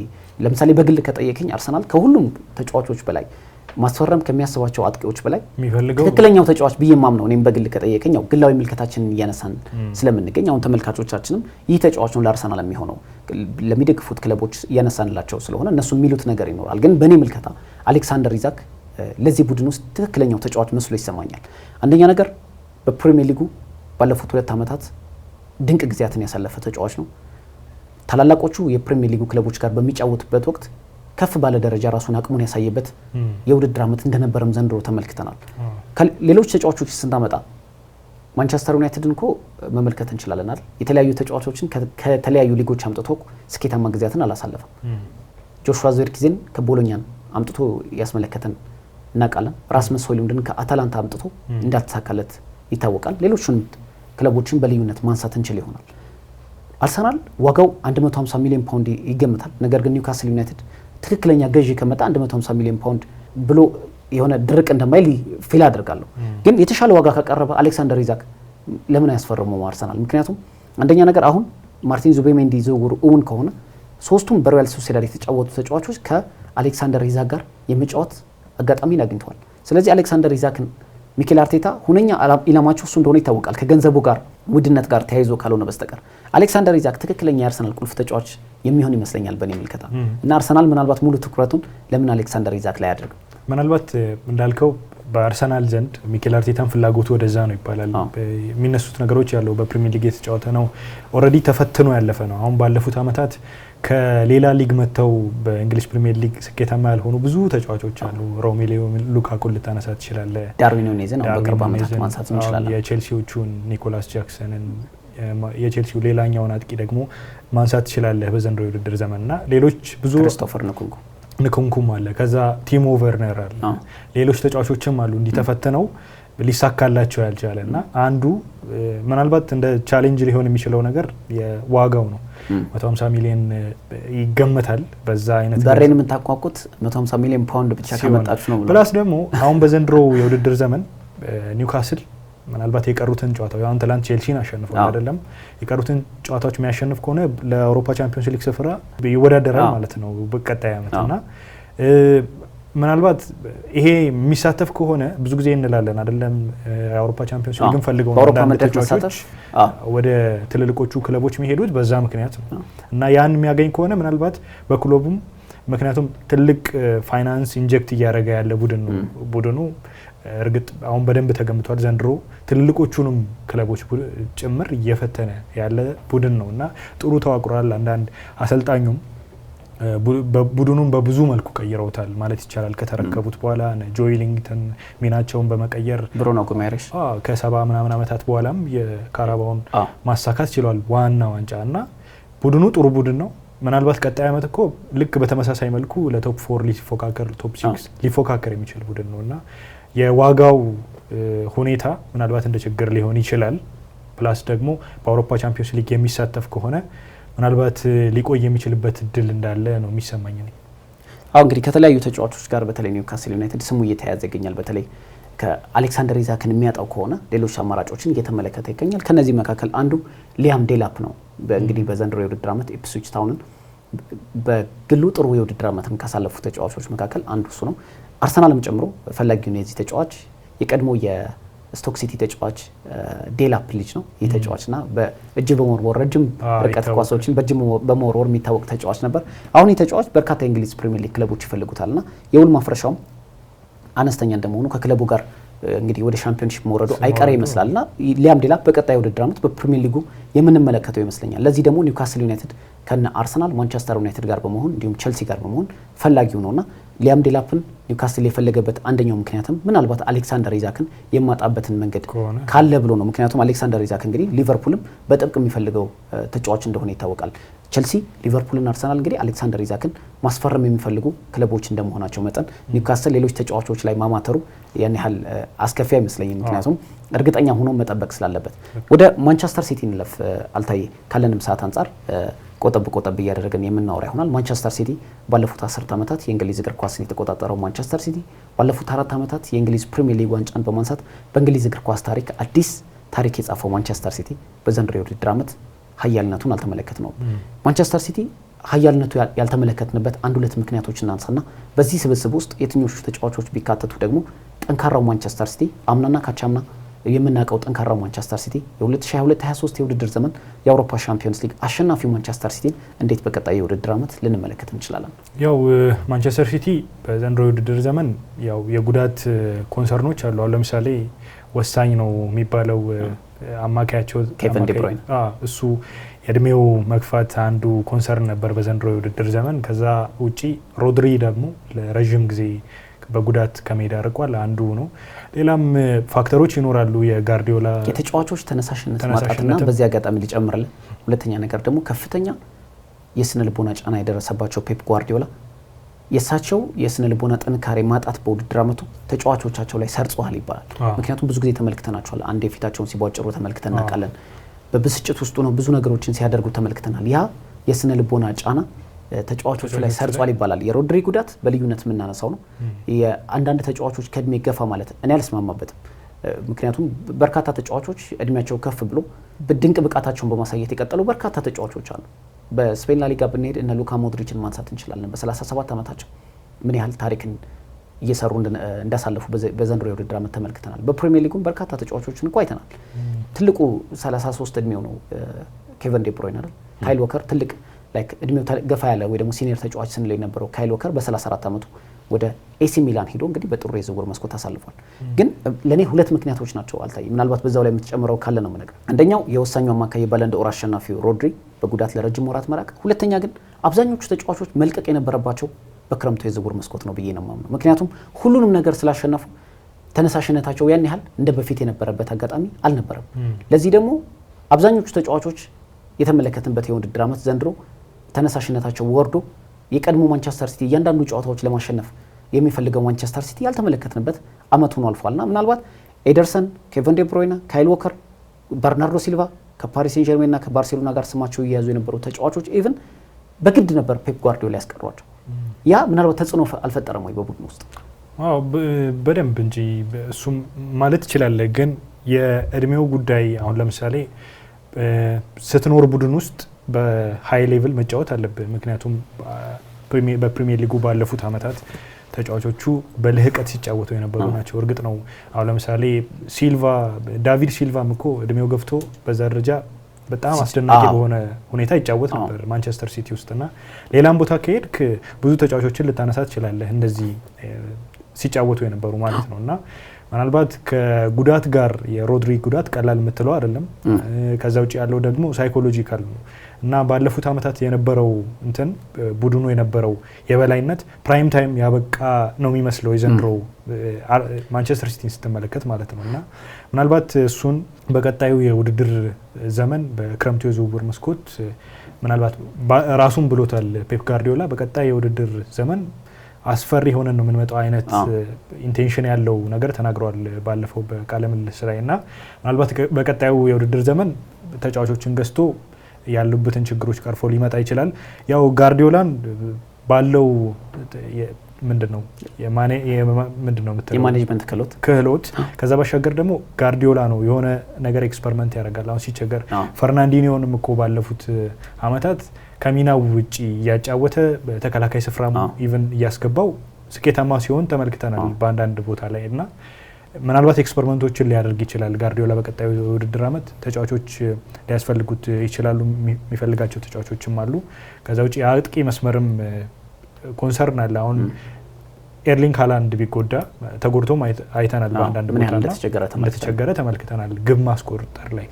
በግል አሁን ጀሬሚ ዶኩንም ብታነሳ ግሪሊሽንም ብታነሳ ሌሎች በግሉ ጥሩ ኦማር ማርሙሽንም ተመልክተናል። ማርሙሽንም ብታየው በግል ሁሉም ተጫዋቾች የላቁ ናቸው። ሲጀመር የላቁ ፔፕ ጋርዲዮላ ብዙ ጊዜ የላቀ ክህሎት ያላቸውን ተጫዋቾች ተመራጭ ያደርጋል አይደል? እና የሆነ ነገር ስላላቸው ነው ቡድን ውስጥ ያሉትና ምናልባት እነዚህ ነገሮች አንድ ላይ አቀናጅቶ በቀጣዩ ውድድር ዘመን እሱ እንዳለው ምናልባት ሌሎች ተጫዋቾችን የሚቀላቀል ከሆነ በጥሩ የውድድር ዘመን ሊያሳልፍ የሚችልበት እድል ይኖራል። እንግዲህ በተለይ አሁን ሲቲ በስኳድ ደረጃ ስታየው የተሟላ ስኳድ ነው ያለው። ነገር ግን አንዳንድ ተጫዋቾች በተለይ ክረምት ላይ መርቀቅ የነበረባቸው በክለቡ ይቀጥላሉ ብዬ የማምናቸው ተጫዋቾች አሉ። እንዳልኩ በተለይ በክረምቱ ከበርካታ ክለቦች ጋር ሲነጋገሩ የነበሩ ነገር ግን አሰልጣኝ ፔፕ ጋርዲዮላ ጫናም ከማድረግ አንጻር በቀጣይ የውድድር አመት ቡድኑ በአንድ ጊዜ ካለማፍረስ ጋር በማሰብ አብዛኞቹ ተጫዋቾችን ለማቆየት መርጠዋል። ክለቡን ለመልቀቅ ተቃርበው የነበሩ ተጫዋቾች ነበሩ። በርናርዶ ሲልቫ በይፋ ልቀቁኝ ብሎ ሁሉ የጠየቀበት አጋጣሚ ነበር ወደ ባርሴሎና ለማቅናት። ፓሪስ ሴን ጀርሜንም የተጫዋቹ ፈላጊ ነበር። የሳውዲ ክለቦች ኤደርሰን ሞራይስን ለማስፈረም በርካታ ጥረቶችን አድርገዋል። ኬቨን ዴ ብሮይነ የሳውዲ ክለቦች የአሜሪካ ክለቦች ፈልገውት ነበረ። ካይል ወከር በተለይ የጣሊያን ክለቦች ፈልገውት ነበር። እርግጥ አልቀረም በጥሩ የዝውውር መስኮት ወደ ኤሲ ሚላን ማቅናቱ ይታወሳል። አሁን ማንቸስተር ሲቲ በፊት መስመር በኩል በተለይ በቀኝና በግራ የማጥቃት ክፍል በኩል የተሟሉ ተጫዋቾችን ይዟል። በርካታ ተጫዋቾችን ማንሳት እንችላለን። ቅድም ስማቸውን የጠቀስናቸው እና ኦማር ማርሙሽ፣ ሳቪኒዮ፣ ጃክ ግሪሊሽ፣ ፊል ፎደን፣ ጀረሚ ዶኩ በርካታ ተጫዋቾች አቅም ያላቸው አሁን አውሮፓ ውስጥ አሉ ከምትላቸው የፊት መስመር ተጫዋቾች ይዘዋል። በአጥቂ ስፍራ ላይ ግን ኤርሊንግ ሃላንድ ብቻ ነው ያለው። በተለይ አሰልጣኝ ፔፕ ጓርዲዮላ ትልቅ ሊያስቆጫቸው ይችላል ብዬ ከማስባቸው ዝውውሮች አንዱ በታሪካቸውም ከፈጸሙት ስህተት ይመስለኛል የሁሊያን አልቫሬዝን ለአትሌቲኮ ማድሪድ መሸጥ ነው። እርግጥ በክለቡ ታሪክ ክብረ ወሰን በሆነ የዝውውር ዋጋ ነበር ወደ አትሌቲኮ ማድሪድ ያቀናው። ነገር ግን ሁሊያን አልቫሬዝን መሸጥ ተገቢ አልነበረም ብዬ አምናለሁ። ምክንያቱም አንደኛ ነገር ኤርሊንግ ብራውት ሃላንድ ባልነበረባቸው ጨዋታዎች ላይ ወሳኝ ሚናን ተወጥቷል። ሌላኛው ደግሞ ኬቨን ዴ ብሮይኔ በሚጎዳበት ወቅት የመሃል አማካይ ክፍል ስፍራቸው በሳሳበት ወቅት ደግሞ እዛ ቦታ ላይ በመጠቀም ድንቅ ግልጋሎት ሲሰጥ የነበረ ተጫዋች ነውና ሁሊያን አልቫሬዝን መሸጥ ተገቢ አልነበረም ብዬ አስባለሁ። ለማንቸስተር ሲቲ መጥፎ የውድድር ዓመትን እንዲያሳልፉ ካደረጉ ምክንያቶችን ስናነሳ ግን ማንቸስተር ሲቲ አጥቂ ማስፈረም እንዳለበት ግን ራሳቸው አሰልጣኝ ፔፕ ጓርዲዮላ ሲናገሩበት የነበረበት አጋጣሚ ነበር። አብዛኞቹ ተጫዋቾች እነ ማካይቲንን ብትጠቅስ በተፈጥሯዊ ባልሆኑ ፎልስ ናይን ተጫዋቾች ነበር። አሁን ኤርሊንግ ሃላንድ ከተጎዳ በኋላ ኦማር ማርሙሽን በዛ ቦታ በማሰለፍ የተለያዩ ኤክስፐሪመንቶችን ሲያደርጉ እንደነበር ይታወቃል። ሌላው ማንቸስተር ሲቲ የቀኝ መስመር ተከላካዩ ላይ ማሟላት አለበት ወይ? አንደኛ ነገር አሁን በዘንድሮ የውድድር ዓመት ካይል ዎከር በጥሩ ብቃቱ ላይ አልነበረም። በጥሩ የዝውውር መስኮት ወደ ኤሲ ሚላን ሄደ። አሁን በሁለት ተጫዋቾች እያፈራረቁ እያጫውታሉ። ሪኮ ሉዊስንና ያለ ቦታው ደግሞ የአማካይ ስፍራ ተጫዋች ነው ማቴዎስ ኑኔስን በዛ ቦታ ላይ ሲጫወቱ ተመልክተናል። ሌላው በተከላካይ ክፍል ጠንካራ የሆነ የመከላከል አቅም ያላቸው ተጫዋቾች እነ ሩበን ዲያዝን፣ ጆሽኮ ቫርዲዮልን እንደነ ናታናኬን የመሳሰሉ ተጫዋቾች በጉዳት ቢታመሱም በርካታ ተጫዋቾች አሏቸውና ምናልባት የቀኝ ተመላላሽ ተፈጥሯዊ ተጫዋች ያስፈልጋቸዋል። በተለይ ለረጅም ጊዜ የካይል ዎከር ተተኪ የሚሆን ተጫዋች ጀረሚ ፍሪምፖንግን ቅድም ከሊቨርፑል ጋር ስናያይዘው የነበረው ይፈልጉታል። ግን ያንን ቦታ አሰልጣኝ ፔፕ ጓርዲዮላ መሸፈን አለባቸው ወይስ አሁንም ተጫዋቾችን እያፈራረቁ መጠቀም አለባቸው? የሚያስፈርሙ ይመስለኛል። አሁን አፈራርቀም ያ ቦታ መሰረታዊ ቦታ ነው። ምክንያቱም አንዳንድ ቡድኖች አሉ። አሁን ቅድም ሊቨርፑልንም ስናነሳ ነበር አይደለ? አንዳንድ ቦታ ላይ እንደ ዊክ ሊንክ ይሆናል አሁን ያ ቦታ እና ተፈጥሯዊ የተከላካይ ቦታ ተጫዋች ካልሆንክ በመከላከል ሂደቱ ላይ የምታሳድረው ተጽዕኖ አለ እና በዛ ቦታ ላይ ተፈጥሯዊ የሆነ የተከላካይ መስመር ካላሰለፍ አስቸጋሪ ነው። ምክንያቱም ባለፉት አመታት ማንቸስተር ሲቲ በቦታው ላይ ትልልቅ የምትላቸው ተጫዋቾች ነበሩት። አሁን ለምሳሌ አንዱ ወደ በጥሩ የሄደው ዎከር ነው። ከዎከር በፊትም አንዳንድ ተጫዋቾች ነበሩ በዛ ቦታ ላይ። አሁን ዛባሌታ ነበር ከዚህ በፊት ትልቅ ተጫዋች ነው። ሚካ ሪቻርድስ ነበር ትዝ ይለኛል። እሱ አሪፍ ተጫዋች ነበር እና ተፈጥሯዊ እርግጥ ፔፕ ጋርዲዮላ ምን አይነት ተጫዋች ይፈልጋሉ የሚለው እሱም መሰለኝ ለረጅም ዓመት በካይል ዎከር ስለተጫወቱ እውነተኛ በተለይ የቀኝ መስመር ተከላካይ አድናቂ እንደሆኑ ግልጽ ነው። ከዚህ በፊትም በባርሴሎና ታስታውስ ከሆነ ዳንኤል ቬስን ሲጠቀሙ ተመልክተናል። በባየር ሙኒክ ቆይታቸው ደግሞ ፊሊፕ ላምን በተደጋጋሚ ሲጠቀሙበት የተመለከትንበት አጋጣሚ አለና እዛች ቦታ ላይ ትክክለኛው ሰው እንደሆነ ይፈልጋሉ። ግን ገበያው ላይ ወሳለው አሁን በረጅም ዓመታት ውስጥ በቋሚነት ካይል ዎከር ድንቅ ግልጋሎት ሰጥቷል። ያለ አቋም መዋዠቅ ምርጥ ግልጋሎትን ሰጥቷል። በዘንድሮ የውድድር ዓመት ብቻ ነው ካይል ዎከርን በልዩነት ልትወቅሰው የምትችለው እንጂ ካለፉት ዓመታት በልዩነት በማንቸስተር ሲቲ በወጥ አቋም ከተጫወቱ ተጫዋቾች ከግንባር ቀደምቶቹ አንዱ ካይል ዎከር ነው። እዛ ቦታ ላይ ሰው ስላጡ ነው ወይስ ሪኮ ሉዊስ የአካዳሚ ተጫዋች እንደሆነ ይታወቃል። ማቲያስ ኑኔስም ሲጠቀሙበት ተመልክተናል። ሪኮ ሉዊስ በግራም በቀኝም የመጫወት አቅም እንዳለው ይታወቃል። ግን እዛ ቦታ ላይ ትክክለኛ ተጫዋች አለመኖሩ አንዳንድ ጨዋታዎች ላይ በዘንድሮ የውድድር ዓመት ዋጋ ሲያስከፍላቸው ተመልክተናል። ማንቸስተር ሲቲ እዛ ቦታ ላይ ተጫዋች ማስፈረሙ ግን ቡድኑን ከፍ ያደርገዋል ብዬ አምናለሁ። በጥሩ የዝውውር መስኮት የተለያዩ ዝውውሮችን ፈጽመዋል። ጥሩ ዝውውሮች ናቸው በግሌ እና ኦማር ማርሙሽን፣ አብዱልካድር ኩሳኖቭን ብዙ ባይጠቀሙትም ቪቶር ሪስን እና ሌላኛው ደግሞ ምርጥ ዝውውር ብዬ ያሰብኩት ኒኮ ጎንዛሌዝ ነው። ኒኮ ጎንዛሌዝ በራሳቸው አጠራር ሚኒ ሮድሪ ወይ ደግሞ ትንሹ ሮድሪ ሲሉ ጠርተውታል። ሮድሪ ከጉዳት ይመለሳል። ያን ቦታ እንግዲህ ሮድሪ ማንም ሊያስቀምጠው እንደማይችል ይታወቃል። ግን በዲፌንሲቭ ሚድፊልደርነት ቦታ የተከላካይ አማካይነት ቦታ ግን ሁነኛ ተጫዋች ከፖርቶ ያስፈረሙ ይመስለኛል። ኒኮ ጎንዛሌዝ በጥቂት ጨዋታዎች ላይ ጉዳት ቢያስተናግድም በጥቂት ጨዋታዎች ላይ ያሳያቸው እንቅስቃሴዎች ግን ምናልባት የሮድሪ ቀጣዩ ተተኪ የመሆን እድል አለው ሁሉ እየተባለ ይገኛልና አሰልጣኝ ፔፕ ጓርዲዮላ በቀጣይ የውድድር ዓመት 2026 ላይ ማንቸስተር ሲቲን ሊለቁ ይችላሉ። ምክንያቱም የውል ስምምነታቸውም ያንን ያሳያል። ነገር ግን በቀጣይ የውድድር ዓመት አብዛኞቹን ዋንጫዎችን ለማሸነፍ የተጠናከረ ቡድን ይዘው ይመጣሉና በክረምቱ የዝውውር መስኮት በርካታ ዝውውሮች እንደሚፈጽሙ ይታወቃል። ኤደርሰንን ከለቀቁ ምንም ጥያቄ የለውም። ወደ ግብ ጠባቂም የማይሄዱበት ምክንያት የለምና የኤደርሰን በክለቡ ቀጣይ ቆይታው ከተረጋገጠ በኋላ እንግዲህ ወደ ግብ ጠባቂ ፊታቸውን የሚያዞሩበት አጋጣሚ ሊኖር ይችላል። ሌላው የምዕራብ ለንደኑ ክለብ ቸልሲን እናንሳ። አልታይ ቸልሲ በዘንድሮ የውድድር ዓመት አሰልጣኝ ኤንዞ ማሬስካን ይዞ በወጣቶች የተገነባ በፕሪሚየር ሊጉ የእድሜ ልኬት ንጻር የምንለው በፕሪሚየር ሊጉ ትንሽ እድሜ ያላቸው ተጫዋቾች ስብስብን ያዘው ቸልሲ ነው። ቸልሲ በዘንድሮ የውድድር ዓመት በኮንፈረንስ ሊግ ከሪያል ቤቲስ ጋር ለሚደረገው የፍጻሜ ጨዋታ ላይ አልፏል። በአውሮፓ ሻምፒዮንስ ሊግ ለመሳተፍ ደግሞ እጅግ ከባድ ፈተና ቢጠብቀውም በሚቀሩት 2 ጨዋታዎች ላይ ነገር ግን በአውሮፓ ሻምፒዮንስ ሊግ ለመሳተፍ እየታተረ የሚገኝ ቡድን ነው። ቸልሲ በክረምቱ የዝውውር መስኮት በየትኛው ክፍተት ቦታዎች ላይ ተጫዋች ቢያስፈርም በቀጣይ የውድድር ዓመት ከዚህ የተሻለ ቸልሲን ማየት እንችላለን። ዘንድሮ በቼልሲን ጥሩ ቡድን ተመልክተናል አይደል? ቢያንስ በመጀመሪያ የውድድር ዘመናቸው ኢንዞ ማሬስካ ጥሩ ቡድን ገንብተው አሳይተውናል። በተለይ ያሳዩን አንዳንድ ኮል ፓልመር ዘንድሮ ነው በደንብ ጎልቶ መውጣትና መታየት የቻለውና ከሱ ጋር ተያይዞም ሌሎች ተጫዋቾችም ኢንዞ ፈርናንዴስም ጥሩ የውድድር ዘመን አሳልፈዋል ማለት ይቻላል። ከዛ ውጪ ግን በመሰረታዊነት ባለፈውም ስናነሳው ነበር የቼልሲን ጉዳይ ወጣት ተጫዋቾች ናቸው አብዛኞቹ። ከዚህ በፊት በብሔራዊ ቡድን ጭምር መሪ የነበሩ ቡድንን በመምራት ክህሎት የሚታወቁ ተጫዋቾች ነበሩ እንደ ጆን ቴሪ፣ ጋሪ ካሄል አይነት ፍራንክ ላምፓርድ አይነት ተጫዋቾች እና እንደዛ አይነት ተጫዋች የለውም። እንዲህ አይነት ተጫዋች ደግሞ ብዙ ጊዜ ለምሳሌ በትልልቅ መድረክ ስትጫወት በአውሮፓ ቻምፒዮንስ ሊግ አይነት ጨዋታ ስትጫወት እንዲህ አይነት ተጫዋች እንዲህ አይነት ካራክተር ያለው ተጫዋች ያስፈልጋል። ምክንያቱም ብዙ ጊዜ ወጣት ተጫዋቾች ዋጋ የሚከፍሉት በእንዲህ አይነት ሁኔታ ነው። ምክንያቱም መረጋጋት ይሳናቸዋል በአንዳንድ ትልልቅ ጨዋታ ላይ ማለት ነው እና እንደዛ አይነት ተጫዋች ሊያስፈልገው ይችላል ቼልሲ። ከዛ ውጪ ግን በመሰረታዊ የሚነሳል አሁን የመሀል ተከላካይ ስፍራ ላይ የሚጫወቱ ተጫዋቾቻቸው ባዲያ ሽለም ጥሩ እንቅስቃሴ አላደረጉም። በዘንድሮ የውድድር ዓመት ግቦች ይቆጠሩባቸዋል። የኮንሰንትሬሽን ችግር አለ በተከላካይ ስፍራ ላይ የሚነሳ ምናልባት ባለፉት ዓመታትም በቀኝ የተከላካይ ስፍራ ላይ ጥሩ የነበሩ ተጫዋቾች ነበሩ እና አዝፒሊኩዌታ ልታነሳ ትችላለህ፣ ኢቫኖቪችን ልታነሳ ትችላለህ። በልምድ አንጻር ቲያጎ ሲልቫን ማንሳት ትችላለህ እና አሁን ሪስ ጄምስ ያው ጉዳትም ብዙ እንትን ይለዋል። ነገር ግን በመሀል የተከላካይ ስፍራ ቦታ ላይ ተጫዋቾች ያስፈልጉታል። በቅርብ ጊዜ ያለየሁት የተከላካይ ስፍራ ያው ሀውሰንን ይፈልጉታል። ቼልሲም አንዱ የተጫዋች ፈላጊ ነው። ከዛ ባሻገር የኪም ሚንጃይ ከባየር ሙኒክ ጋር የሚገኘው ተጫዋች በክለቡም ደስተኛ አይደለም። በክለቡም ደስተኛ አይደለም። ንግግርም ጀምረዋል የሚል መረጃ አይቼ ነበር ባለፈው ሳምንትና ምናልባት እሱን ተጫዋች ወደ ክለቡ ሊቀላቅሉ የሚችልበት እድል ሊኖር ይችላል። ያው በጭምጭምታ ደረጃ ነው ያለው። ንግግር ጀምረዋል ተብሏል ከተጫዋቹ ወኪል ጋር ማለት ነው። ምናልባት እዛም ደስተኛ ስላልሆነ ተጫዋቹ ወደ እንግሊዝ ሊመጣ የሚችልበት እድል አለ በቼልሲ። ከዛ ውጪ የሚነሱ ነገሮች አሉ። የፊት መስመር አጥቂ ያስፈልጋቸዋል ቼልሲ በዘንድሮ ውድድር ዘመን አንዱ።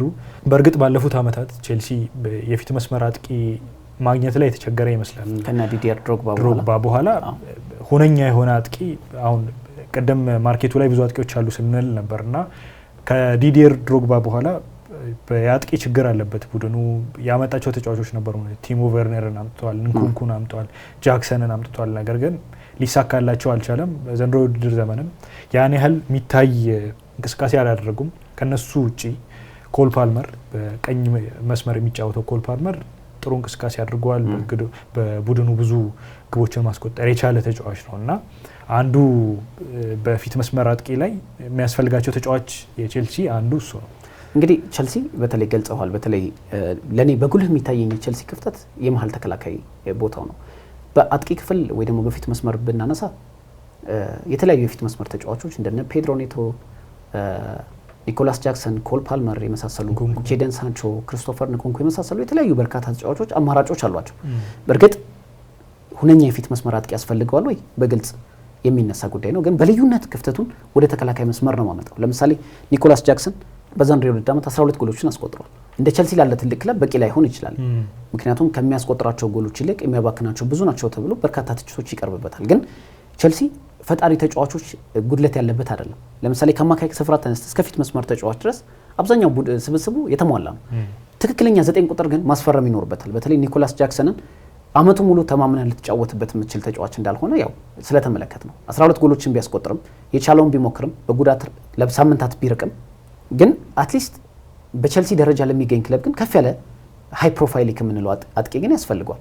ለምሳሌ በአማካይ ክፍል ስትመለከት ሞይሰስ ካይሴዶ አሁን ዓለማችን ውስጥ አሉ ከሚባሉ የአማካይ ስፍራ ተጫዋቾች አንዱ ነው። ኤንዞ ፈርናንዴዝን በልዩነት ልታነሳው የምትችል ተጫዋች ነው። ሮሜዮ ላቪያ ምርጡ አማካይ ተጫዋች ነው። እርግጥ በጉዳት ቢፈተንም አምና በሳውዛምፕተን ተመልክተናል። በቸልሲም ከጉዳት ነፃ ሆኖ በተጫወተባቸው ወቅቶች ድንቅ ግልጋሎት የሚሰጥ ተጫዋች ነው። በሻምፒዮንሺፕ ክለብ ሌስተር ሲቲ ድንቅ ጊዜያትን ያሳለፈው ዴውስ ብሪሃል በዚህ ቡድን ውስጥ ያለ ተጫዋች ነው። ስለዚህ በአማካይ ስፍራ በኩል እንዲሁም የፊት መስመር በኩል ይሄ ናቹራል ስትራይከር የምትለው ኒኮላስ ጃክሰንን ሊተካ የሚችል ተጫዋች ማስፈረም እንዳለበት ቢገባንም አትሊስት ከአማካይ ክፍሉ ወደ ፊት መስመር ያለው ቸልሲ ያን ያህል በልዩነት ክፍተቱን አጉልታ ልታሳይበት የምትችል ቡድን ነው ብዬ አላምነው። በተከላካይ መስመር ስትመጣ ኢቭን በቀኝ መከላከሉ ላይ ማሎ ጉስቶ እና ሪስ ጄምስ ጥሩ ተጫዋቾች ናቸው። ሪስ ጄምስ በእርግጥ ተደጋጋሚ ጉዳት ቢያስተናግደውም ግን ማሎ ጉስቶ ይህን ያክል ኦቨር የምትተቸው ተጫዋች እንዳልሆነ ይታወቃል። በግራ በኩል ስትመለከትም ኩኩሪያ ጥሩ የውድድር ዓመትን ያሳለፈ ተጫዋች ነው። እንደውም ከቸልሲ የቸልሲ ዓመቱ ምርጥ ተጫዋች ሞይሰስ ካይሴዶ ቢመረጥም ለኔም አንዱ ምርጥ ነበር ምለው በዘንድሮ የውድድር ዓመት ማርኮ ኩሬላ ነው። እሱም ጥሩ ተጫዋች ነበር። የመሃል ተከላካዮች ክፍተት ግን ቡድን ውስጥ አሁን ያሉት ተጫዋቾች ይመጥናሉ ወይ? ለምሳሌ ሌቪ ኮልዊል ጥሩ ተጫዋች ሊሆን ይችላል፣ ግን በቋሚነት ለቸልሲ የምታሳልፈው ተጫዋች ነው የሚል እምነት የለኝም። ባዲየሼልን ማንሳት እንችላለን። ሌላኛው ደግሞ በጥሩ የዝውውር መስኮት መልሰው ያስፈረሙት ትሬቮ ቻሎባ የሚገኝበት ቲም ነው። እነዚህ ተጫዋቾች ለቸልሲ በቋሚነት የመሰለፍ አቅም አላቸው ወይ? ቸልሲ በሰንተር ባኮች የሚታማ ቡድን አልነበር። ለረጅም ዓመታት ያለፉት ዓመታት የሚታወቅ ቡድን ነው በመከላከል ረገድ። ግን ቸልሲ ባለፉት ዓመታት በርካታ ተጫዋቾች የፊት መስመርና አማካዮች ላይ ኢንቨስት ሲያደርግ ተከላካይ መስመሮች ላይ ግን ይህንን ተጠቅመዋል ብዬ አላምነው። ለዛም ነው አይተህ ከሆነ ግብ ጠባቂዎቹ በቀላሉ ግብ ሲቆጠርባቸው እንመለከታለን። ሮበርት ሳንቼዝ በብራይተን ወቅት ጥሩ ግብ ጠባቂ ነበረ ነው አይደል? ፊሊፔ ዮርጌንሰን ሲያስፈርሙት ከቪላሪያል ጥሩ ግብ ጠባቂ እንደነበር ይታወቃል። 24 ዓመቱ ነው። በበርካታ የአውሮፓ ክለቦች ሲፈለግ የነበረ ግብ ጠባቂ ነው። ሮበርት ሳንቼዝን ብንመለከት ገና 27 ዓመቱ ነው። በግብ ጠባቂ ገና የሚባል እድሜ ስለሆነ ግን እነዚህ ተጫዋቾች በርካታ ግብ እንዲቆጠርባቸው ምክንያት ከሆኑት ምክንያቶች አንዱ የመሃል ተከላካዮች ይሄ በወጥ አቋም አለመጫወትና በትክክለኛው የብቃት ደረጃ ላይ አለመገኘት ነውና ቸልሲ በክረምቱ የዝውውር መስኮት ቅድም እንደገለጽከው ከሃውሰን ጋር ከኪን ሚንጄ ጋር እየተያያዘ ይገኛል። እንዲሁም ደግሞ ለረጅም ጊዜያት እየተከታተለው የሚገኘው ደግሞ የክሪስታል ፓላሱ ተከላካይ ማርክ ጌሂም አንዱ ነውና ቸልሲ እዚህ ቦታ ላይ ትክክለኛ ሰዎች ያስፈልጉታል። አሁን ቸልሲ ብዙ ገንዘቦች ለተጫዋቾች ኢንቨስት እንደሚያደርግ ይታወቃል።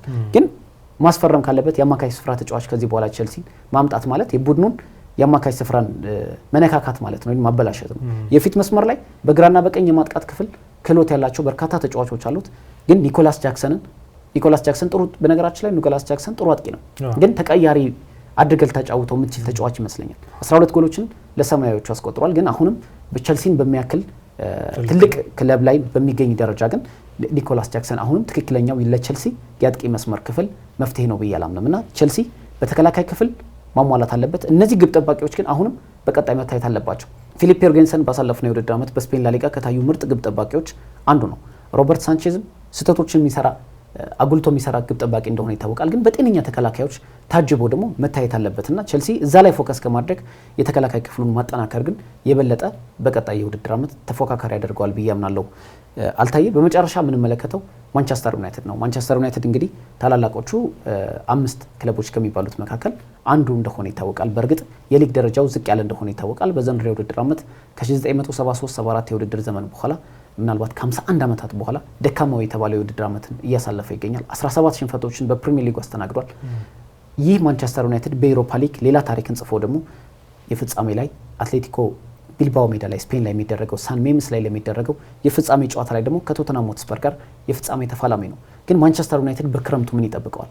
ማንቸስተር ዩናይትድን ስናነሳ ግን የአውሮፓ ሻምፒዮንስ ሊግ ተሳትፎ ማተር ያደርጋል ወይስ አያደርግም የሚለው አያይዘን እናነሳዋለን። ምክንያቱም ባሳለፍነው ሳምንት ስለ ማንቸስተር ዩናይትድ ከተጫዋቾች ዝውውር ጋር በተያያዘ ስለ ክለቡ አጠቃላይ ሁኔታ ፕሮግራም ሰርተን ስለነበር ባለፈውም ብለነዋል። ማንቸስተር ዩናይትድ በዘንድሮ የውድድር ዘመን ያሳየው እንቅስቃሴ በተለይ በሊጉ በጣም የከፋ ነው። ምናልባት በቀጣዩ ዓመት ያሉትን አሁን አንዳንድ መነሳት የሚገባቸው ነገሮች አሁን ቡድኑ ያለው ካራክተር ምንድነው፣ ያጫወት ስታይሉ እየሰራ ነው ወይ ምናምን የሚሉትን መሰረታዊ ነገሮች ናቸው ለማንቸስተር ዩናይትድ።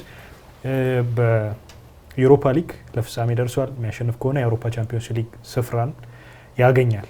ግን በዚህ ቡድን የአውሮፓ ቻምፒዮንስ ሊግ ስፍራን መፎካከር ራሱ ትንሽ አዳጋች ያደርገዋል። ምክንያቱም ብዙ ጨዋታዎችን ታደርጋለህ በቀጣዩ የውድድር ዓመት። አሰልጣኙ እንደተለመደው በ3-4-3 የጨዋታ አሰላለፍ ቀጥለዋል። ያው ይስራ አሁንም ይታይ አሁንም የሚነሳ ነገር ነው። ምክንያቱም በካራክተር ባለፈውም አንድ ፕሮግራም ሰርተንበት ነበር። በካራክተር ተጫዋቾቹ ለአሰልጣኙ የሚሆኑ አይነት ናቸው ወይ የሚለው መሰረታዊ ነገር ነው። ምክንያቱም ባለፉት አመታት የቼልሲንም ብለናል የ3-4-3 አጫወት ራሱ የሚፈልገው የተጫዋች ካራክተር አለ። በተለይ አሁን የቀኝ ተመላላሽ ተጫዋችና የግራዎቹ ተመላላሽ ተጫዋቾቹ መሰረታዊ የሆነ የማጥቃት እንቅስቃሴያቸው በደንብ ፉልባኮቹ በደንብ ወደፊት ሄደው ማጥቃት የሚችሉ በዛው አንፃር ደግሞ ቡድኑ ባላንስ እንዳይስት እንዲሆን የሚያደርግ የአጫወት ስልት ያስፈልጋል። ከዛ ጋር ተያይዞ ያው ቡድኑ የእሳቸው አይደለም አይደል? ባለፈው ስናነሳው ነበር። ቡድኑ እሳቸው እንደሚፈልጉት የተሰራ አይደለም። መተው ነው እንትን ያሉት። አሁን ሊቨርፑል ሲመጡ አርነ ስሎት የተሰራ ቡድን ቢያንስ ለእሳቸው ያጫወት ስልት ሊሆን የሚችል አይነት የቀረበ አይነት ፕሮክሲሚቲ ያለው አይነት ቡድን ነው የተረከቡት። የማንቸስተር ዩናይትድ አሰልጣኝ ግን የተረከቡት ቡድን እንደዛ አይደለም እና በኤሪክ ቴን ሃግ ስር የነበረው ቡድን ሌላ ነው። ከዚህ በፊትም ሰር አሌክስ ከወጡ በኋላ ማንቸስተር ዩናይትድ ካራክተር አጥቷል አይደለም። የተለያዩ አሰልጣኞች መጥተዋል ወደ ቡድኑ። ሞሪኒዮ መጥተዋል፣ እርግጥ ነው ዩሮፓ ሊግ ዋንጫን አንስተዋል። ከዛ በኋላ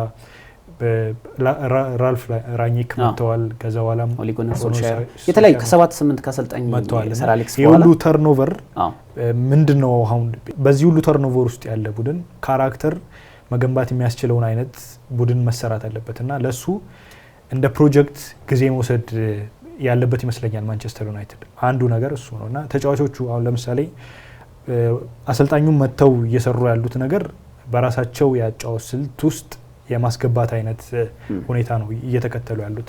ግን መሰረታዊ ችግር አለበት። አሁን ለምሳሌ የአጥቂ የግብ ማግባት ችግር አለበት ቡድኑ። እንደምናውቀው ራስሙስ ሆይሉንድ እና ጆሹዋ ዚርክዚን ቢገዙም በዘንድሮው የውድድር ዘመን የተዋጣላቸው የፊት መስመር አጥቂ መሆን አልቻሉም ሁለቱ ተጫዋቾች።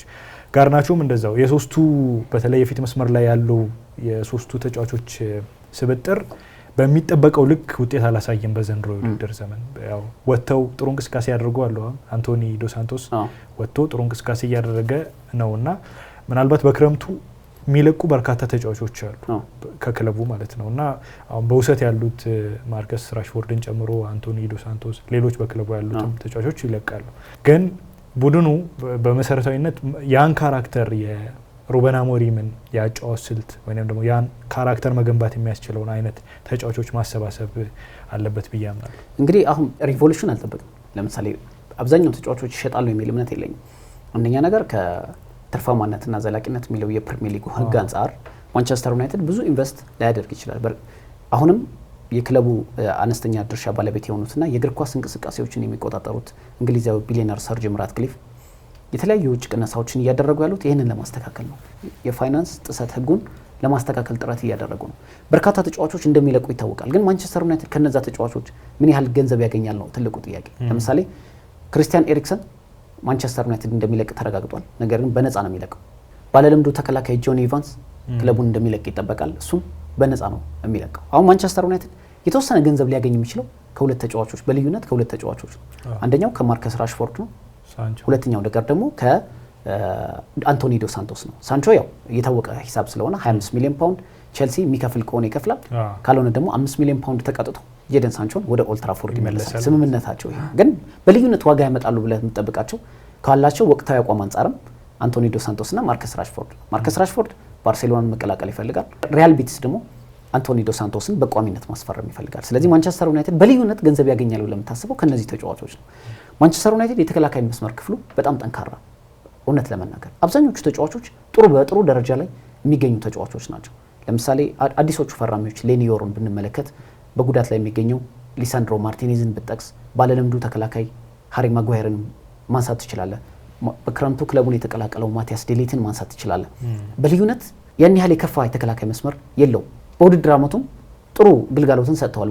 የተከላካይ ክፍል መስመሩ በጉዳት በርግጥ በርካታ ችግሮች ስለገጠሙት ማንቸስተር ዩናይትድ ልክ እንደ አርሰናል ሁሉ አሰልጣኙ ወጥ የሆነው የመከላከል ክፍልን ተግባራዊ ለማድረግ ተቸግረው ተመልክተናል። በቀኝ በኩል ከጥር በፊት ጥሩ የነበረው ዲያጎ ዳሎ ከጥር በኋላ በጣም የተዳከመውን ዲያጎ ዳሎ ተመልክተናል። በሪያል ማድሪድና ባርሴሎና እስኪፈለግ ድረስ ድንቅ ብቃቱን ሲያስመለክት የነበረ ተጫዋች ነው። ሌላው ማዝራዊ ያለ በግራ በኩል ብንመለከት ሉክ ሾው ከጉዳት ተመልሷል። ግን የሉክ ሾው ጉዳት አስተማማኝ አይደለም ወይ ደግሞ በየጊዜው የሚጎዳ ነው። ሌላኛው በሱ በኩል ጥሩ ይሆናል ተብሎ ተገዝቶ የመጣው ቲለር ማላሲያ እንግዲህ በውሰት ውል በፒኤስቪ ይገኛል። ተመልሶ ከዚህ በኋላ በማንቸስተር ዩናይትድ ቢቀጥላል የሚለው ነገር ሌላ ጥያቄ ነው። ሌላው በጥሩ የዝውውር መስኮት ያስፈረሙት ፓትሪክ ዶርጉ ነው። እሱን ያው የምንመለከተው ይሆናል። ግን አትሊስት ማንቸስተር ዩናይትድ በተከላካይ ክፍል ያን ያህል ደካማ ብለህ የምታነሳው ቡድን አይደለም።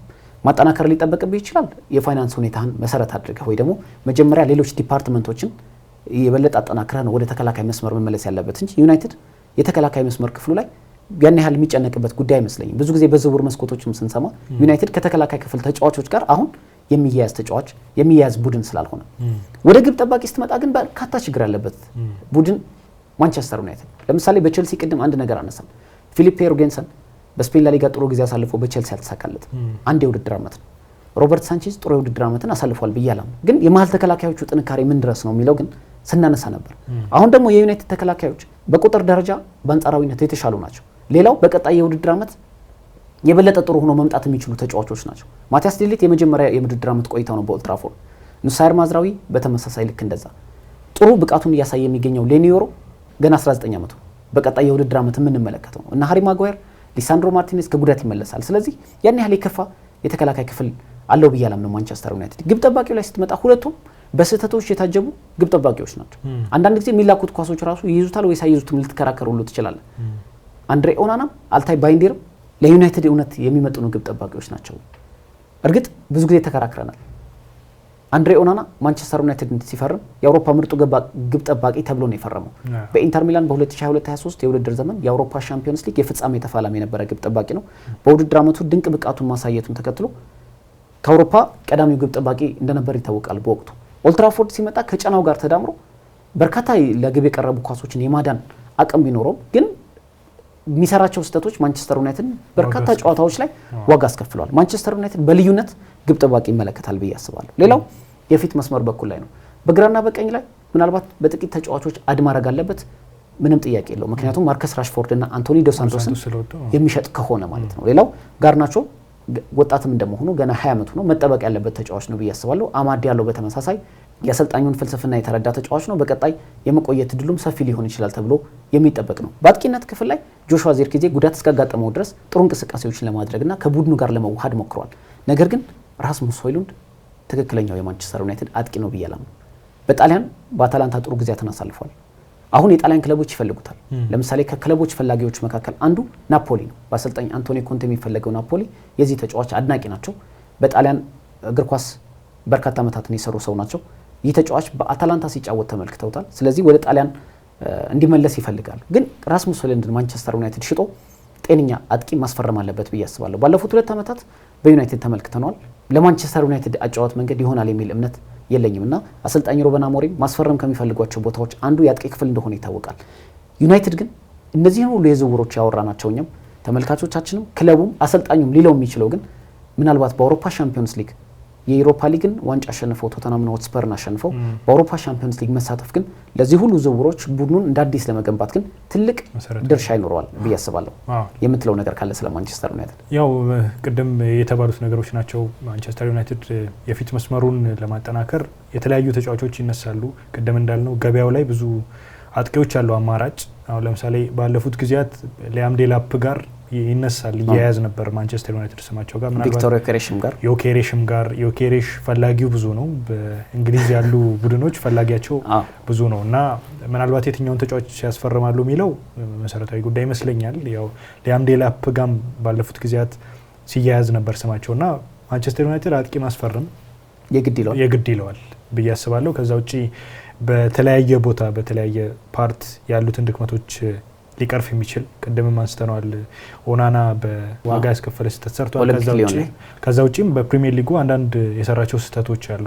ምናልባት የሱን ይመጠናል አይመጠንም። ማንቸስተር ዩናይትድ ከዚህ ቀደም ትልልቅ ግብ ጠባቂዎች የነበሩት ቡድን ነው እንደምታውቀውና እነ ቫንደር ሳርን እና ዴቪድ ዴሃያን ያየንበት ያለ ብዙ ልታነሳ ትችላለህ እና ምናልባት ተጫዋቾችን ማስፈረም ይጠበቅበት ይሆን በዛ ቦታ ላይ ሌላ ነው። አልታይ ባይንዲርም ያን ያህል የሚጠበቀው እንቅስቃሴ አላደረገም እሱም እና ምናልባት ሌሎች ተጫዋቾችን የፊት መስመር ተጫዋቾች በተለይ በጣም ወሳኝ ነው ለማንቸስተር ዩናይትድ። አሁን ካለው የፋይናንስ አንጻር አነሳን እንጂ ማንቸስተር ዩናይትድ ክሬቲቭ ፕሌየር እንደሚያስፈልገው የመሀል ሜዳ ተጫዋች እንደሚያስፈልገው በጉልህ የታየበት ነበር። እርግጥ የካስሜሮ ጉዳይ ገና ያላበቃለት ቢሆንም አሰልጣኙ አሁን ባለፉት ሳምንታት እጅግ ወደውታል። በቀጣይ በመጪው ክረምት ይለቃል ተብሎ ሲጠበቅ ነበር። ነገር ግን በቀጣይ የውድድር ዓመት በማንቸስተር ዩናይትድ የመኖር እድሉ ሰፊ ነው እየተባለ ይገኛል። ማኑኤል ኡጋርቴ እንግዲህ ሌላኛው የተከላካይ አማካይ ስፍራ ተጫዋች አላቸው። ግን ይሄ ብሩኖ ፈርናንዴዝ አይነት ተጫዋች ቡድን ውስጥ ይሄ አሁን በቡድን ውስጥ የግብ ዕድሎችን በመፍጠር ራሱ ግብ በማስቆጠር ግንባር ቀደም የሆነ ተጫዋች ብሩኖ ፈርናንዴዝ ነው። እርግጥ ተደጋጋሚ ጉዳት ቢያስተናግድም አሰልጣኙ የሚፈልጉት ትክክለኛው ተጫዋች ሜሰን ማውንት እንደሆነ በተደጋጋሚ ተነግረዋል። ግን ማንቸስተር ዩናይትድ መሀል ላይ ተጫዋች ላይ በተለይ ክሬቲቭ የምንለው ለግብ የቀረቡ ዕድሎችን አመቻችቶ በማቀበል ራሱን ግብ ማስቆጠር የሚችል ተጽዕኖ ፈጣሪ አይነት የአማካይ ስፍራ ተጫዋች ቡድኑ እንደሚያስፈልገው በጉልህ ያሳየ ሆኗል። አርሰናል የአማካይ ስፍራ ተጫዋች ኑሮውትም ማርቲን ዙቤሜንዲን እዚህ ስብስብ ውስጥ ለመቀላቀል ሁሉ ሞክሯልና አሁንም ማንቸስተር ዩናይትድ በእነዚህ ሁሉ ክፍተቶች በልዩነት ያጥቂና የግብ ጠባቂን በልዩነት ለማንሳት ሞከርን እንጂ የአማካይ ስፍራ ተጫዋች እንደሚያስፈልገው ባለፉት ጨዋታዎች ላይ የተመለከትነው ነው። ምክንያቱም በሁሉም ውድድሮች ላይ በቋሚነት ተሰልፏል ብለን የምናነሳው ተጫዋች ብሩኖ ፈርናንዴዝ ነውና ይህ ተጫዋች ደግሞ በቀጣይ እረፍትም እያስፈለገው ከዚህ በተሻለ ቡድኑን ማገልገል የሚችል አቅም እንዳለው ይታወቃልና ማንቸስተር ዩናይትድ የአማካይ ስፍራ ተጫዋች ማስፈረም የግድ ይለዋል ብዬ አስባለሁ። አልታይ እንግዲህ ተመልካቾቻችን በእንግሊዝ ፕሪሚየር ሊግ ታላላቆቹ አምስቱም የፕሪሚየር ሊጉ ክለቦች በመጪው የክረምት የዝውውር መስኮት ምን አይነት ተጫዋች ቢያስፈርሙ ቡድናቸውን የበለጠ ተፎካካሪ ያደርጋሉ የሚለውን ካሳለፉት የውድድር ዓመት አንጻር በመነሳት ላለፉት ደቂቃዎች እንግዲህ ከእናንተ ጋር ቆይታ አደረግን። በቀጣይ ሳምንት በተለያዩ ዝግጅቶች የምንገናኝ ይሆናል። ሰላም።